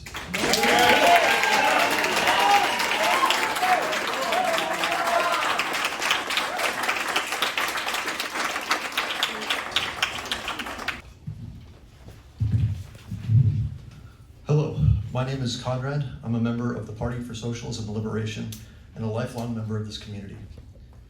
The people of this country do not need more nuclear weapons, and it is a travesty that we even need to be here tonight to tell you that. The decision to create more weapons of mass death and destruction, the use of which could mean the extinction of life on this earth, instead of funding the actual needs of the people, like healthcare, education, transportation, and a sustainable world where we can live in peace, shows the insane priorities of this government. Rather than representing us, rather than helping us to build a better world, you've chosen to make the world more dangerous and push us closer to nuclear annihilation and endanger the people of this world. You are stealing from us to build weapons that will make us sick and that are used to bully the rest of the world. I want the members of the DOE who are here tonight to know that what you are doing is not just a job. You've chosen to become enemies of humanity and make the world a more dangerous place for your own benefit. You should feel a deep and enduring shame for the deranged legacy you have chosen to build. With that in mind, I want to ask you a few questions. The draft PEIS claims the transportation and waste management are additive environmental concerns. Specifically, it says transportation of waste and nuclear materials from both pit production sites would be traversing the same highways on the routes to the same locations for material transport and for radiological waste. Our community is concerned at the lack of detailed protections and planning demonstrated in this section. What can be added to the PEIS to ensure that we are protected from these additive risks? Under this maximum production capacity, the estimated annual collective radiation dose to transportation crews would total 62.8 person run. The estimated annual collective doses to the population along these routes would be 22.8 person run. This would correspond to an annualized total of 0.038 excess LCF among all transportation workers and 0.014 annualized excess LCF in the collective population. What are the actual ramifications of this level of exposure? When you say collective population, do you mean all the people in this country, including us in Kansas City, are shouldering increased exposure to radioactive contaminants? The PEIS draft concludes with a discussion of waste management, saying, although there would be increases in waste amounts and shipments to WIPP, adverse impacts to WIPP operational capabilities are not expected. This sentence is contradictory and needs further explanation. How can there be an excess in waste amounts and shipments without a corresponding adverse impact on WIPP facility? Surely their operational capabilities will be tested under the increased volume. How can the DOE assure us that there are safeguards in place at the WIPP? Thank you.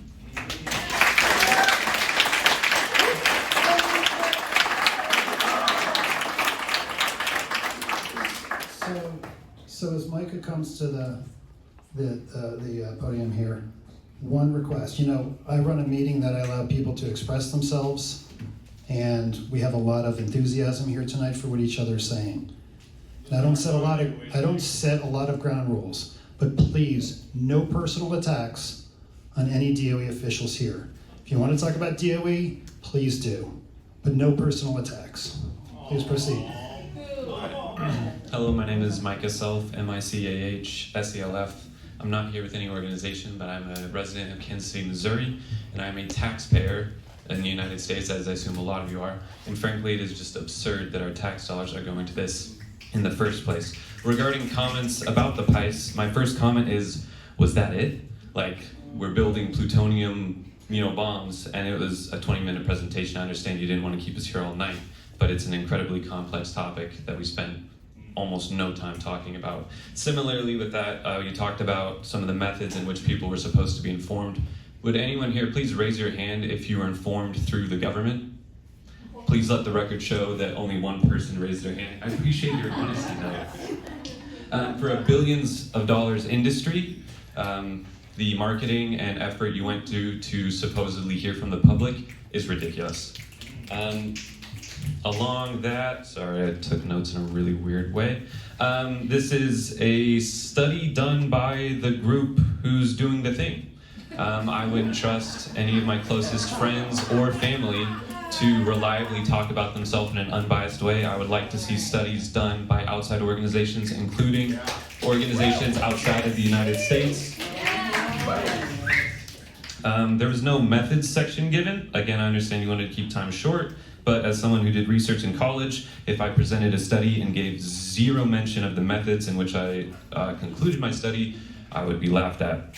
There was also very little mention of fallout from accidents. There was some sort of weird metric for the possibility of accidents, but really no discussion about what would happen if there were accidents. Along with this, the whole point of this presentation, I believe, was to inform the public and make it, try to tell us what's going on. I found it incredibly unclear what was going on throughout the presentation. It was not designed in a way to make things easily understandable. And again, I'm someone who's done research. This should be as easy to understand as possible. And with that, the one last thing I want to say is one of the sites mentioned, they said it's a huge like 500 square mile, I'm probably getting that wrong, area that was mostly wooded, and I do not remember any discussion of really the environment or the wildlife of that area. So I would like to see more study into that as well. Thank you.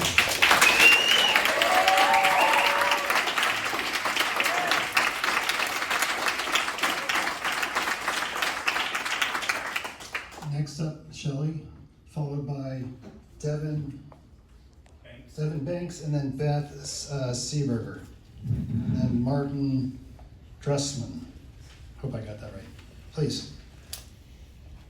Hi, my name is Shelley Rogers, SHELLIE-RODGRS. I didn't write anything nice, just wanted to speak from the heart.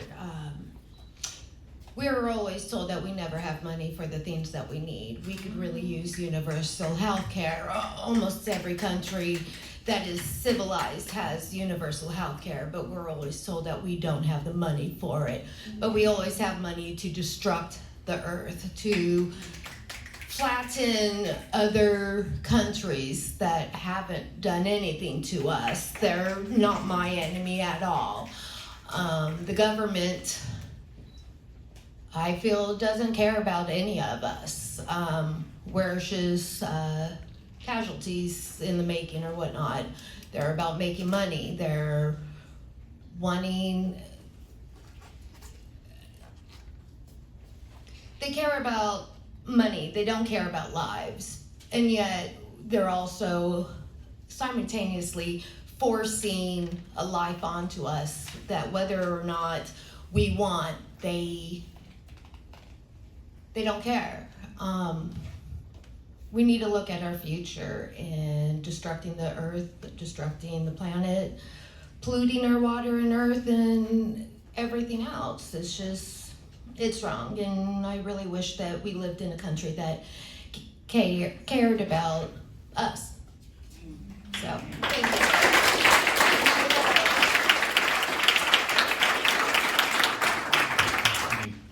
My name is Devin Banks, that's DEVINBANKS. I'm with the Party for Socialism and Liberation. I'm also a lifelong Kansas City resident. I'm here because every nuclear and energy agency that has been an abject failure with total disregard to safety and the environment and has been nothing but dangerous to the people and the environment itself. The PEIS draft, it states transportation and waste management are additive environmental concerns. That is, waste and materials that will be passing us on the highways. The KC area is used as a vector for transportation.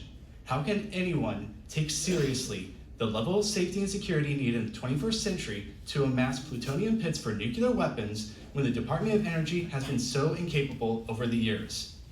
The DOE, and before as the Atomic Agency in other formats, has always been reckless, careless of who and what is affected, and a dangerous menace handling nuclear materials like toys. I think back to all the broken arrows and nuclear incidents in the US since the 1940s. The Santa Susana Field Lab that has had multiple failures, accidents, and massive radiation leaks over its entire lifetime that has spread far and wide and continued their failed cleanup attempts. The 3 Mile incident that went unconfirmed by the government and atomic officials, further risking exposure to the entire population just to save reputation. How many nuclear bombs has the US lost that we know of? 6, lost and never recovered. How many broken arrows, also known as reported nuclear weapon accidents, that involve the unexpected accidental launching, firing, system use, seizure, theft, radioactive contamination, or loss took place? At least 32 documented. Safely transporting nuclear material on the highways and transportation. How many radioactive fragments and pieces have been lost already over time and will be lost via moving and shipping, bad manifest, someone just being careless? Using discrete semis to transport radioactive material, how can anyone know that everything is properly recovered and doesn't affect others in the accident? After such a long history of failure, constant safety hazards, frequent mishaps of lost nuclear weapons and materials, and total reckless nature, what could the DOE possibly do to ensure safety for the people as nuclear materials pass through our cities, on our highways, maybe even next to us in a tragic accident on the interstate? The PEIS draft mentions additive environmental concerns from transportation and waste management.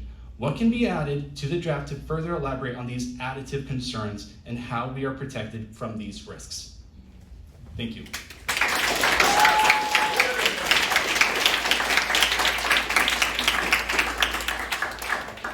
Beth, please. My name is Beth Seberger, Seberger. In 1967, I graduated from college, joined a volunteer organization, and had to pay for the first time income tax on the room and board we were given, $50 a month. And it amounted to about $3.67, and I refused that. And unbeknownst to me, my parents paid it for me from an old bank account back home that had my name on it. I have been a war tax resistor ever since, because there is no end to the wars that have been carried on by the United States government in our name since that time. I would love not to be, but who cannot find a reason in the present day and the past days for feeling good about paying your taxes? In the year when I chose to do that, 69% of our tax budget went to paying for past, present, and future military expenditures. The Department of Energy budget is part of that. I was able to do this legally by keeping my income below the taxable level. In Kansas, that is, the minimum wage is $7.35. I worked for many nonprofit agencies that were delighted to pay me the low salary I required. So it's possible and it's necessary for individual citizens to take responsibility for our children, our grandchildren, and those of the entire planet, for the animals, the forest, the world, to survive. Do whatever you can. And this plutonium pit thing, the cost of it merely alone makes it illegal. Many people quoted scripture here. I would like to quote one from Isaiah that says, "Woe to those who grind the face of the poor," because that is what this industry is doing.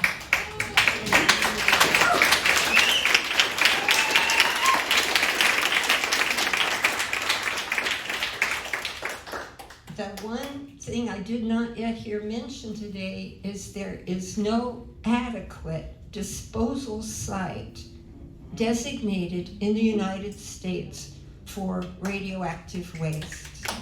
Mexico, the New Mexico, has said they will not accept any more, that the government needs to look for a new place. Where's that going to be? Do you want that in your backyard?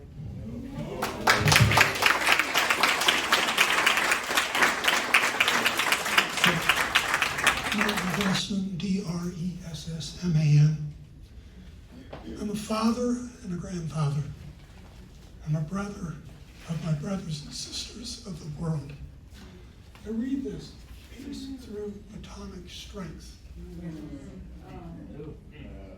63% of this country professes to be Christian. Where does peace come from? We do not have eyes to hear, eyes to see, or ears to hear. We are lost, and I guarantee you, they talk about us surviving, right, with nuclear weapons. I guarantee you, and I can say this with no doubt, and before the end of the century, there will be a nuclear annihilation of this earth. Okay? So get ready. My grandchild, soon to be my grandchildren, right, are going to experience this. Jesus is what brings peace, okay? Buddha talks about the same stuff. Krishna talks about it.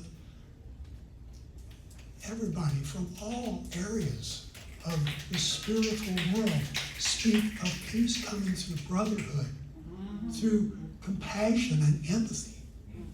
We are lost in a Christian nation. You know, I was surprised last night I show up over there at the church, and just a few people are seated in the audience.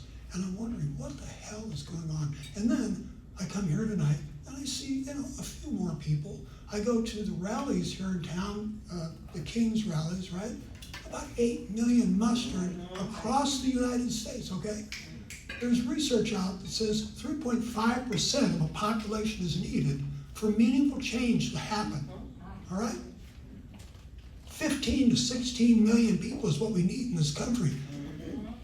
Just if Christians were to show up, that parking lot would have been loaded tonight. In fact, it should have been way out in the damn streets. So where are we, folks? Even to talk about this stuff is absurdity.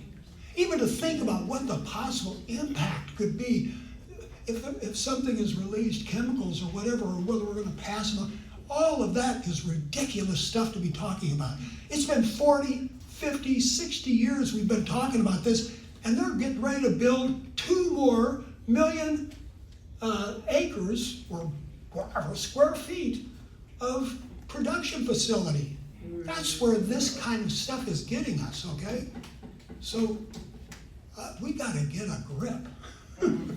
I don't give a shit whether you're Christian or not. For God's sakes, at least, you know, be a brother and a sister to each other, and not just in this country, but around the world. Okay?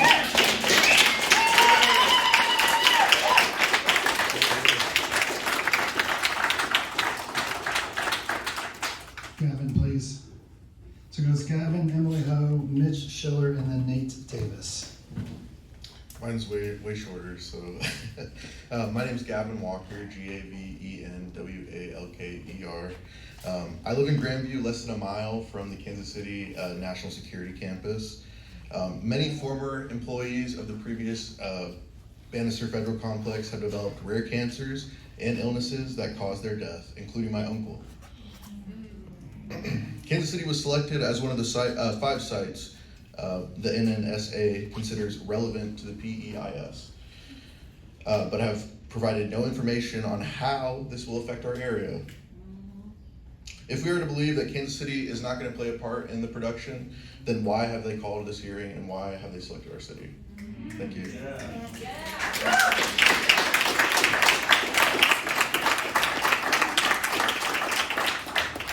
My name is Emily Ho, EmilYho, and I'm a Kansas City, Missouri resident, and I have lived in the surrounding area all my life. I found out about this meeting today at my local coffee shop. There was a little flyer on a table, and then I checked my email and saw an update from the Kansas City Defender, and that's why I'm here today. The production and use of nuclear weapons is inherently immoral and dangerous. There are billions of taxpayer dollars going to destruction and potential future genocide, while general population of our country is struggling to get by. In regards to Kansas City, the PEIS is vague at best. What protections would there be for the people of our community here? What protections would there be for the city? The air that we breathe, the soil that we stand on, and the water we drink. Why did there have to be a lawsuit to obtain vital information? We shouldn't even be continuing pit production in the first place. It is immoral and dangerous, and the DOE is downplaying the risks that it poses for our community.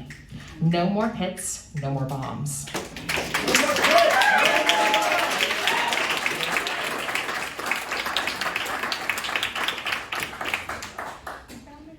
After Mitch, we'll have Nate Davis and then Susan Thompson.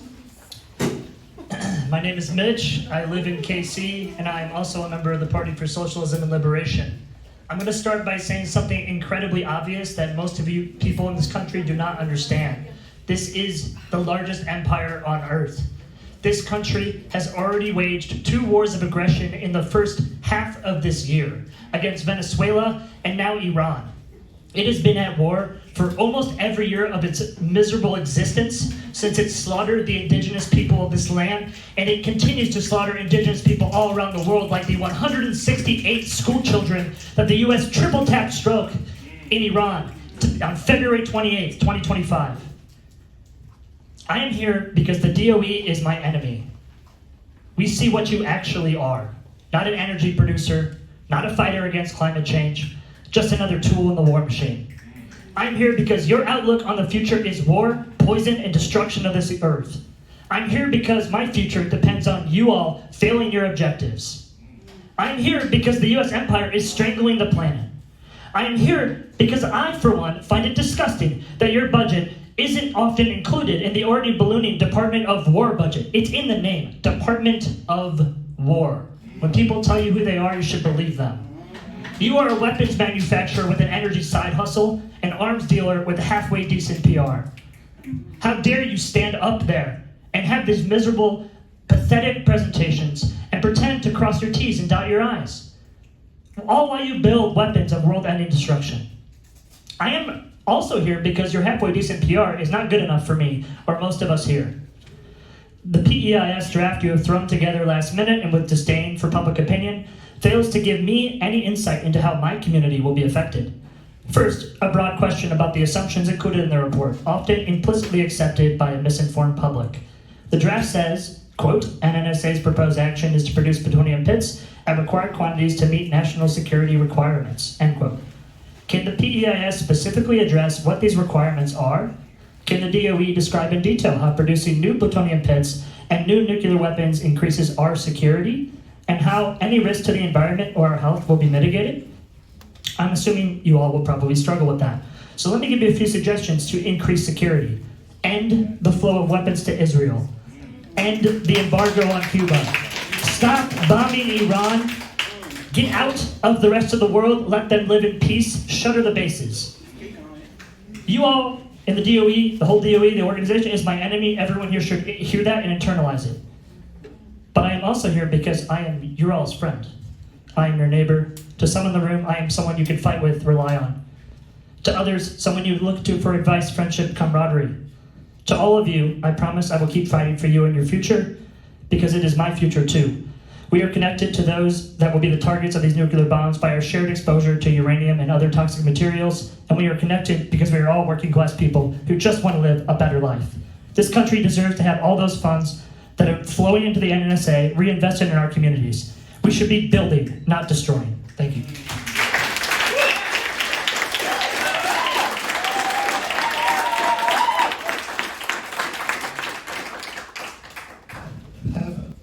Oops.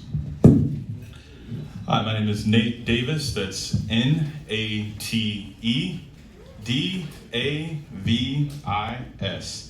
I am a resident of Kansas City, Missouri, born and raised, also a proud member of the Party for Socialism and Liberation here today.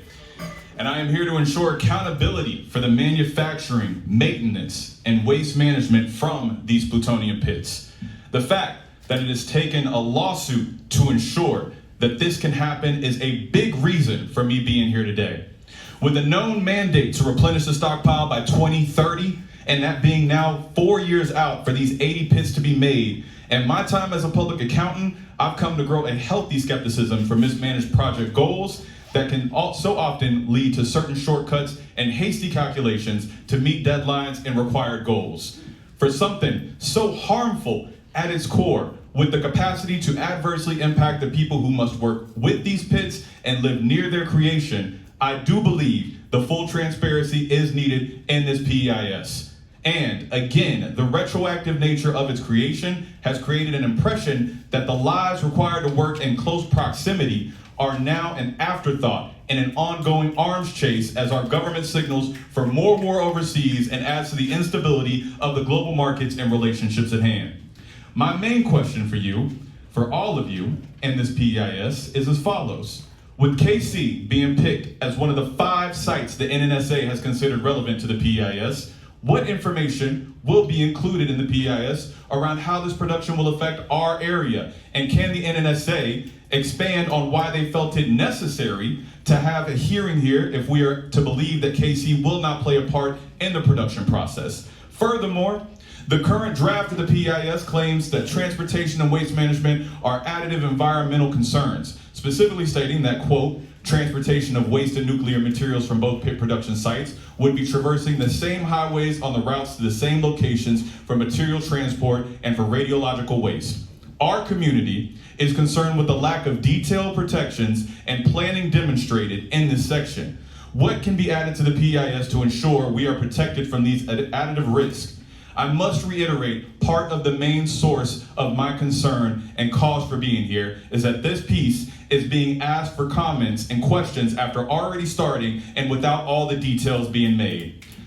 It seems as though lack of planning, foresight, and focus on profit motives has clouded the judgment of these agencies yet again. Rather than repeat mistakes of the past that have cost the lives of so many innocent Americans, can we please do something to ensure the safety and protection of the people working with tools for death and destruction at the least? And more than that, can we have an arms embargo to Israel to free Palestine and end the blockade on Cuba? Thank you.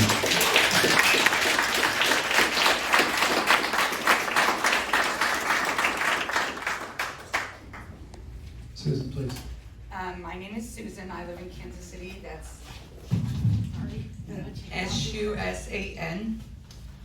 First thing I want to talk about is this right here also. Whoever came up with this, y'all should be embarrassed. I mean, that is embarrassing. The reason is that I'm here is because I'm mad. I'm not just mad, I'm livid. Back in the late 80s and early 90s, my mom was a technician for the fire alarms that were installed at Bendix, now Honeywell, on 91st and Bannister. She was present at that site multiple occasions. When she first got the job to be able to work at Bendix, I remember the FBI coming, interviewing all our neighbors, interviewing everything to protect the weapons and the things there, but no protection for the people there. Hundreds of toxins were found there, including an extensive spill of radioactive promethium-147 discovered in 1989 at the Kansas City plant, having gone undetected for years. She was told at the time that the risk was minimal.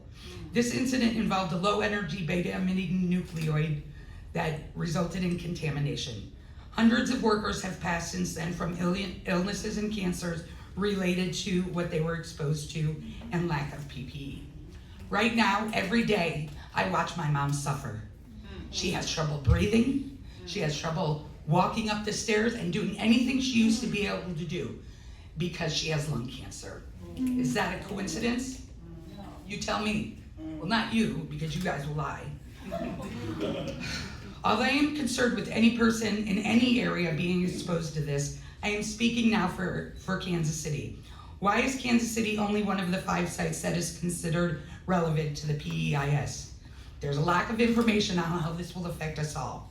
Can the NNSA please expand on why it is necessary to have a hearing here if Kansas City will not play a part in the production process? Thank you.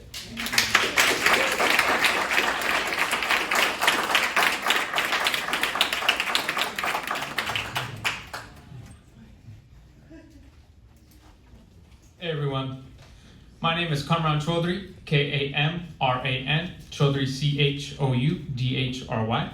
I'm here to represent No Nukes KC, the Honeywell Out of KC Coalition, and Party for Socialism and Liberation. Yeah. All right, so I come before you confused on the label of the Department of Energy. In 2026, the Department of Energy discretionary budget request was $46.3 trillion. Billion. Sorry, it's not that big. But $1 billion. The majority of this budget is allocated to the National Nuclear Security Administration at $25.26 billion, consuming over half the budget. This agency, the National Nuclear Security Administration, is primarily responsible for nuclear weapon development. It is clear that the United States is pushing for a more aggressive posture all around the globe. This is primarily enabled by nuclear weapons. The United States is the only country to have used nuclear weapons on a civilian population, and they're not ashamed of this disgusting history. Quite the contrary, they are proud. This is why they have over 3,700 active nuclear warheads at the current moment. It is recognized by the world that the nuclear weapons are not legal nor moral to use, no matter what. The so-called enemies of the American public, China and Russia, have notably different policies. China has a no first use policy, and Russia maintains a policy of last resort. So why are we pushing for the modernization of these weapons of mass destruction? What else is the intended use, if not to bully other countries to bend their will to the United States? This is why I push back on any modernization by restarting plutonium pit production. This would be a destructive investment of our public tax dollars. Just look at the history here in Kansas City. There were hundreds of toxins found in the first KC plant at 91st and Bannister Road. Many workers from the first plant have passed away from illnesses related to what they were handling with little to no personal protection equipment. I know we heard earlier today about a worker there, about the injury that they've sustained. So Honeywell Federal Manufacturing Technologies was the main operator at the time. They have failed workers and the community before, and they will likely fail again. History often repeats itself, first as a tragedy, then as a farce. Canada's Programmatic Environmental Impact Statements specifically assure us with reasonable confidence that the National Nuclear Security Administration or any contractors hired, like Honeywell, won't be repeating these same harms that they did to Kansas City. Here I end my comment with a wish. I wish to see a push for renewable energy and not more nuclear production. And perhaps we can invest more in solar, wind, geothermal, biogas, and hydroelectric energy. We have quite a few options to pick from. Please wrap it up. So I'd like our public taxpayer dollars to invest in helping the Kansas City community and environment and not harm us. So please consider the long-term health of the community and the environment. Thank you.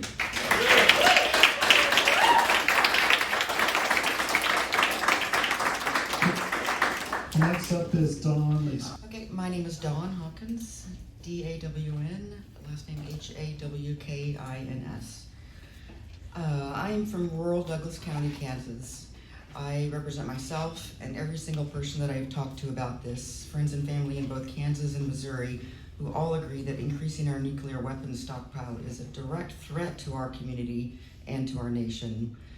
Also, everyone I talked to in my community was unaware of this hearing. We did not have sufficient notice. You should know that the crowd here today is a drop in the bucket of who would have been here had they known sooner. I also want to voice that not having an online option for this meeting is a failure to offer sufficient information and opportunity for public input.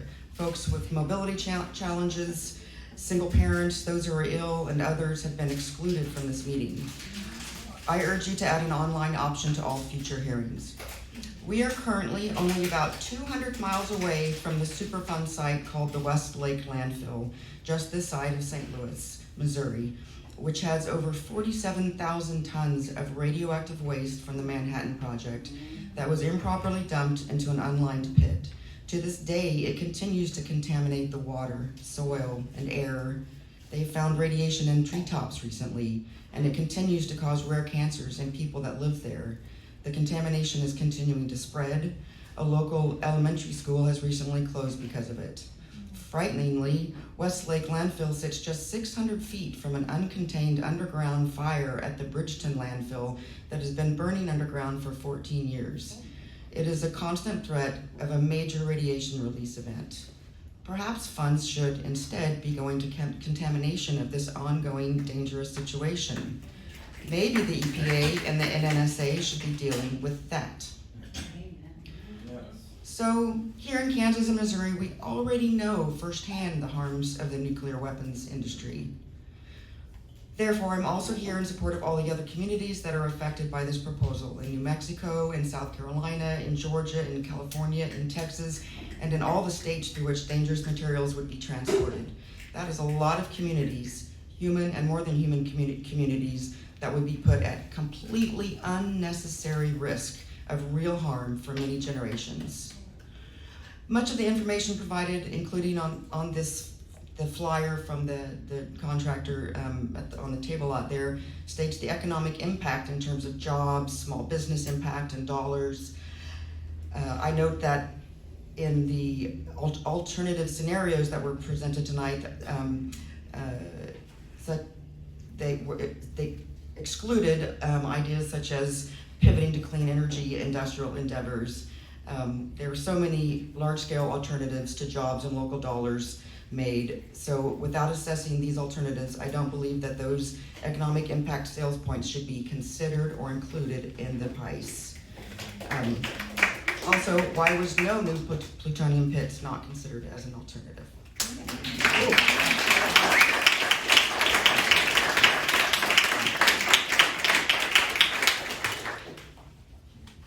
Hi, my name's Chinese, Dr. Forte, if you're nasty. I have 2 PhDs, one in environmental health sciences, another in scientific computing. I also have a master's of public health and epidemiology and biostatistics. I've worked in the field of environmental toxicology for 14 plus years, and I also spent many years as a civil servant at our US Navy and Marine Corps. I want to thank everyone for your time today.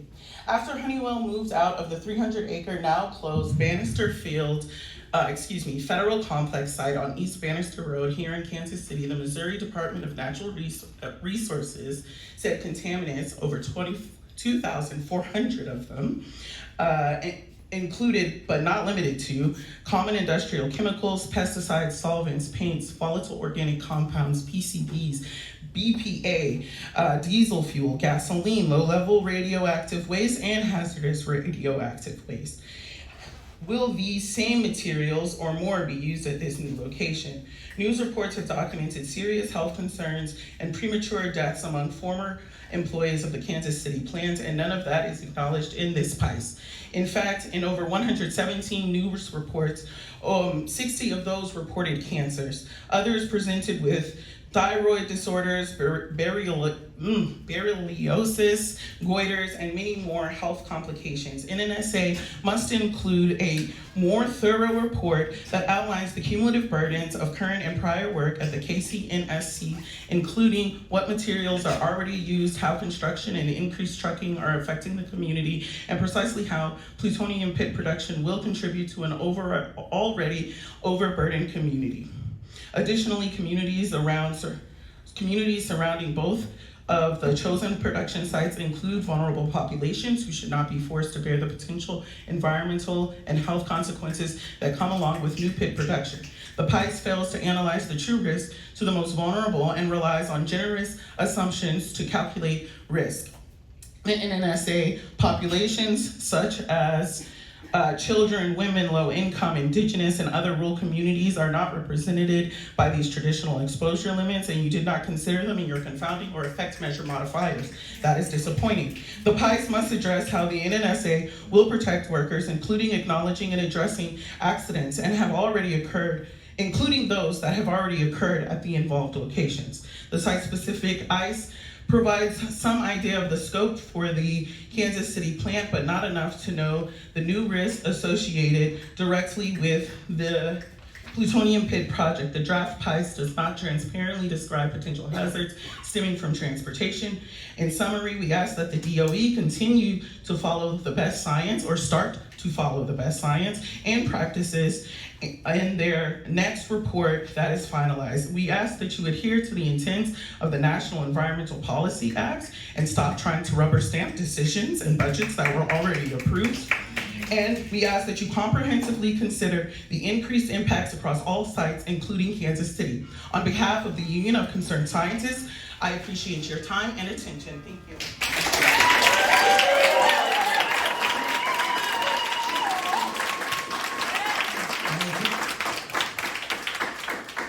Hey, my name is Isaac Pasley. I'm not affiliated with any of the organizations, just a concerned citizen, and mine is spelled ISAACPASLEY. So I'm not sure how many of you have saw the movie the day after when it came out, or have seen it later. Of course, I'm too young to have been around when it came out, but I watched it on its 40th anniversary, so in 2023. So anyway, there are some people who could stand to watch that. But anyway, the point is we have too many nuclear weapons as it is. We don't need any more new ones. In fact, we could stand to get rid of the ones we already have. And I know I always love getting these events inside, getting to events, all sorts, and there's a lot of things to look forward to. There's a lot of things I want to be able to do, and a lot of places I want to go to, and a lot of things I'm excited about, and I want to be able to do that without the threat of it all getting literally blown up. And also of course, if these new hits, these new nuclear weapons are built, they'll create a bunch of contamination, and it's a big waste of taxpayer dollars. So in other words,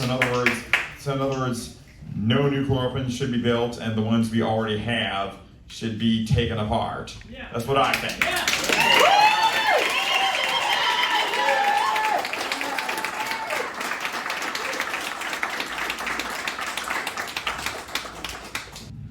Hello, my name is Shay Sullivan. Don't worry, I'll be quick. I have the gift of gab, so here we go. There are 8 major sites that make U.S. nuclear weapons. Honeywell's Kansas City NSC is responsible for producing approximately 80 to 85% of the non-nuclear components of the U.S. nuclear weapons stockpile. In addition, they also work on nuclear modernization, which supports the life extension programs of already existing nuclear programs, specific warhead programs, producing, firing, safing, and creating components for the W-88 ALT 370 warhead, W-84 warheads, and the B-6112 nuclear gravity bomb, which was referred to as a relic of the Cold War by the Pentagon in 2013. Non-nuclear components, including military-grade weapons, radars, guidance systems, and arming systems. And lastly, Defense Department support. So in summation, the job that you are asking for $2 billion more of taxpayer money to accomplish while people can't afford groceries is to quote-unquote support this farce of a Defense Department that works at the behest of a dementia-ridden, homicidal, failed real estate agent to create more weapons obsequiously for a crumbling authoritarian government so that they can help Netanyahu bomb more innocent civilians, women, children, and babies into quote-unquote oblivion in order to accomplish his long-documented wish for ethnic cleansing of the Palestinian people. It is beyond clear to our adversaries, our allies, and us that we've been dog-walked into a war by a genocidal apartheid state because Trump was in the Epstein files more than Epstein. And now, you want to come to our struggling, bleeding communities and demand more of our tax dollars to fund mining of radioactive, harmful materials in order to assist in more unsuccessful wars, more dead and endangered American lives, and active genocide, whether purposefully or inadvertently, also to help the elite become even more grotesquely rich as they continue to defund and remove any semblance of public assistance programs in our literal government agencies intended for checks and balances, all while our politicians blatantly and flagrantly engage in insider trading. All this government does is make money off the blood of innocent people, notably the lives of innocent Black, brown, and Muslim Americans in our communities. The DOE and NNSA did not consider community input as required and did not complete proper environmental reviews, without doubt, intentionally and maliciously, speaking to the true intent of this massive and aggressive push for plutonium pit expansion. If not for the lawsuit that forced your hand towards transparency, we would not even be here today. I heard about this at 12, had to stop my work and research this to come here today, which is bold. This would have been swept under the rug. The U.S. has mass-produced plutonium pits since the 1989 FBI raid of the Rocky Flats, which was shut down permanently for poisoning its workers and contaminating the area with radioactive materials. Any advancements in this push for plutonium pits will expose workers and nearby citizens to radioactive materials that are proven to cause several forms of cancer. I work in oncological clinical trials. I understand how substances, particularly those labeled radioactive, are responsible for the deaths of hundreds of thousands of Americans every year. 43% of Missouri's 58 rural hospitals are vulnerable to being shut down this year, and Americans already have to crawl through hoops and walk through hot coals to get their monthly medications, let alone approval from a board of glorified anonymous insurance agents regarding a medical's prescribed treatment.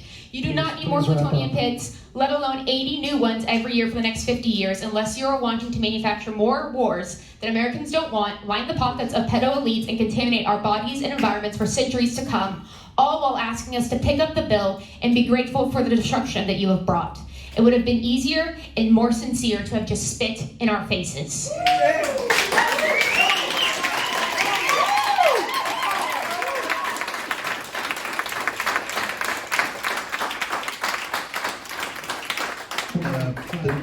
Bettinger, thank you.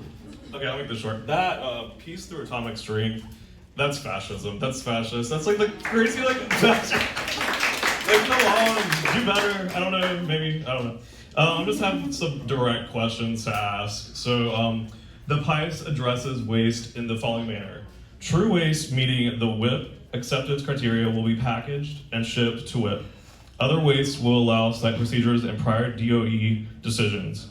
Transport of PITS plutonium HEU uses NNSA secure shipments and supports final assembly at Pantex. We have full right to know what is meant by other wastes, will follow site procedures and prior DOE decisions. What are the procedures? What decisions were made in the past? And were they submitted to the public for feedback and evaluation? Has Kansas City been central to any of these decisions?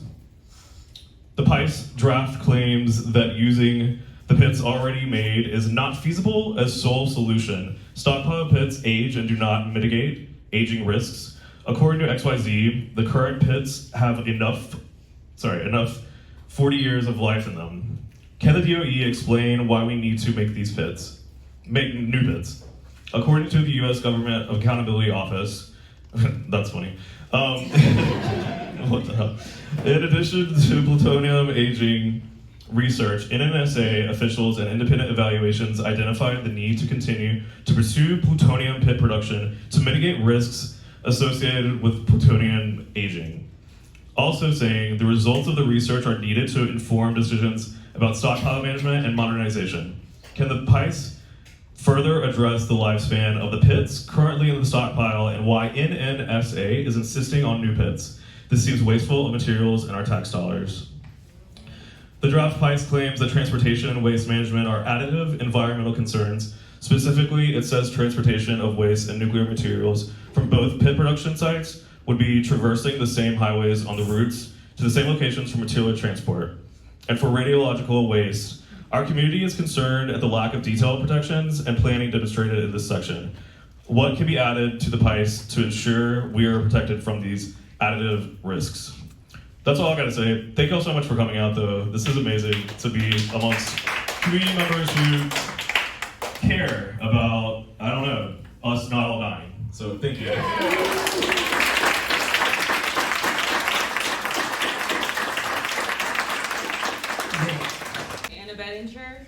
And I'm maintaining a family farm north of the river along with 30 acres of wildlife space. So I wanted to come and just talk about the taxes that I pay and that my family pays to maintain that space. I'm pretty sure that Honeywell gets tax abatement, is that correct? Tax abatement? Is it correct? Because they did it on the last one, so okay. And we're fighting data centers all over Kansas City, and they're all getting tax abatement. So this is all happening all around us. I think everybody here is doing the right thing. Everyone here is a good American citizen, and they are here doing the right thing, and we need you all to listen to that. These young people, you may not agree with their politics, but we still live in a free country. I'm from a multi-generational military family, and I can tell you that what you're doing, I'm not attacking anyone personally, but what you're doing will have a lasting effect upon your families and upon your conscience. And you may not know it right now, but your kids will carry this burden. Your children and their children will carry this burden. Because there are human beings willing to fight for the safety of this planet, and we will not stop keeping each other safe, no matter what happens. With all of this, these corporations think they can do whatever they want. The other thing I wanted to say, if I have time, is I'm also a forklift driver. So I unload trucks that come straight across the street from the Bridgeton landfill, and none of the workers that I work with know anything about that, and the corporation that we work for doesn't address it, and it just seems it's like this invisible thing, but it's contamination. It's nuclear contamination. It does not go away, and we know that. So if you can please consider with your heart, with your conscience, that we are here doing the right thing, that we will keep doing this, and we will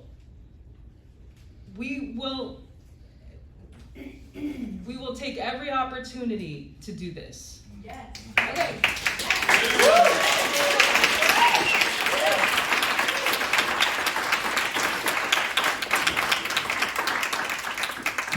Please.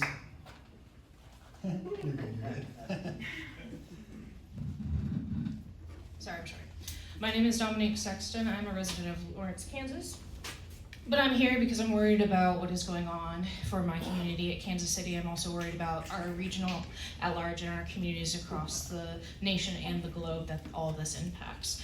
I wanted to get a little bit technical because I'm kind of a debate nerd in high school. So the PEIS states that although operations at the Kansas City National Security Campus are essential to the success of the NSE, these sites are not directly involved in pit production activities. Therefore, they do not influence the determination of national security and the legal requirements related to pit production, nor do they affect decisions whether production occurs at a singular site or multiple sites. Consequently, the PEIS does not consider alternatives for these activities at the site.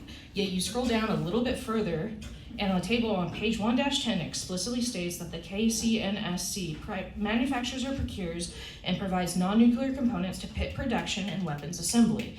Specifically to the Los Alamos receives these components and also the Savannah River site. So I would like people to explain to me how we are not directly impacting pit production when we are sending the materials required for pit production. And it's not just the non-nuclear missile materials, it is the tools and the machinery to produce the pits themselves. So I would like clarification upon this because it doesn't seem to make sense. Obviously we were included in this PEIS for a reason because we are directly involved in this, in the direct pit production scheme that's going on. They also send us back like non-nuclear materials, and I'd like clarification on that too, on what kind of trade goes on. Anyways, building the manufacturing capacity to produce at least 8 EPPY before the end of the decade is essential to maintaining a reliable nuclear deterrence. I would like information behind this assumption. Where are the studies that deterrence is effective? How do we know or assume that if we were to disarm a rogue agent or nation state will strike us with their nuclear weapons? We were the first and the only nation to use a nuclear weapon, and during this time and shortly after we saw massive proliferation. Increasing or even the optics of increasing our arsenal or capacity is an act of aggression, which only spurs other non-nuclear states to pursue this technology. Our long rap sheet of coups, overthrown administrations, and our ability to economically strangle independent nations in the name of defense should make us all terrified of the acceleration of production of new pits, but also our complacency in this acceleration of production of pits. As others have said, we are forcing workers to build and be complacent in the war machine to raise their families. This compounds the American individualism we all experience instead of helping us foster a real culture of prosperity, not only for ourselves, but also for our nation, for our world. Again, on page 1.3, the PEIS talks about the study that the NNSA did called Research Program Plan for Plutonium Pit Aging, which is a 10-year project to study plutonium pit aging. It's not completed yet, and we are demanding new pit production. So where is the assumption coming from? There's only one study cited for aging, and it's not from an independent source. It's from a U.S. contractor. So I would like clarification upon that assumption.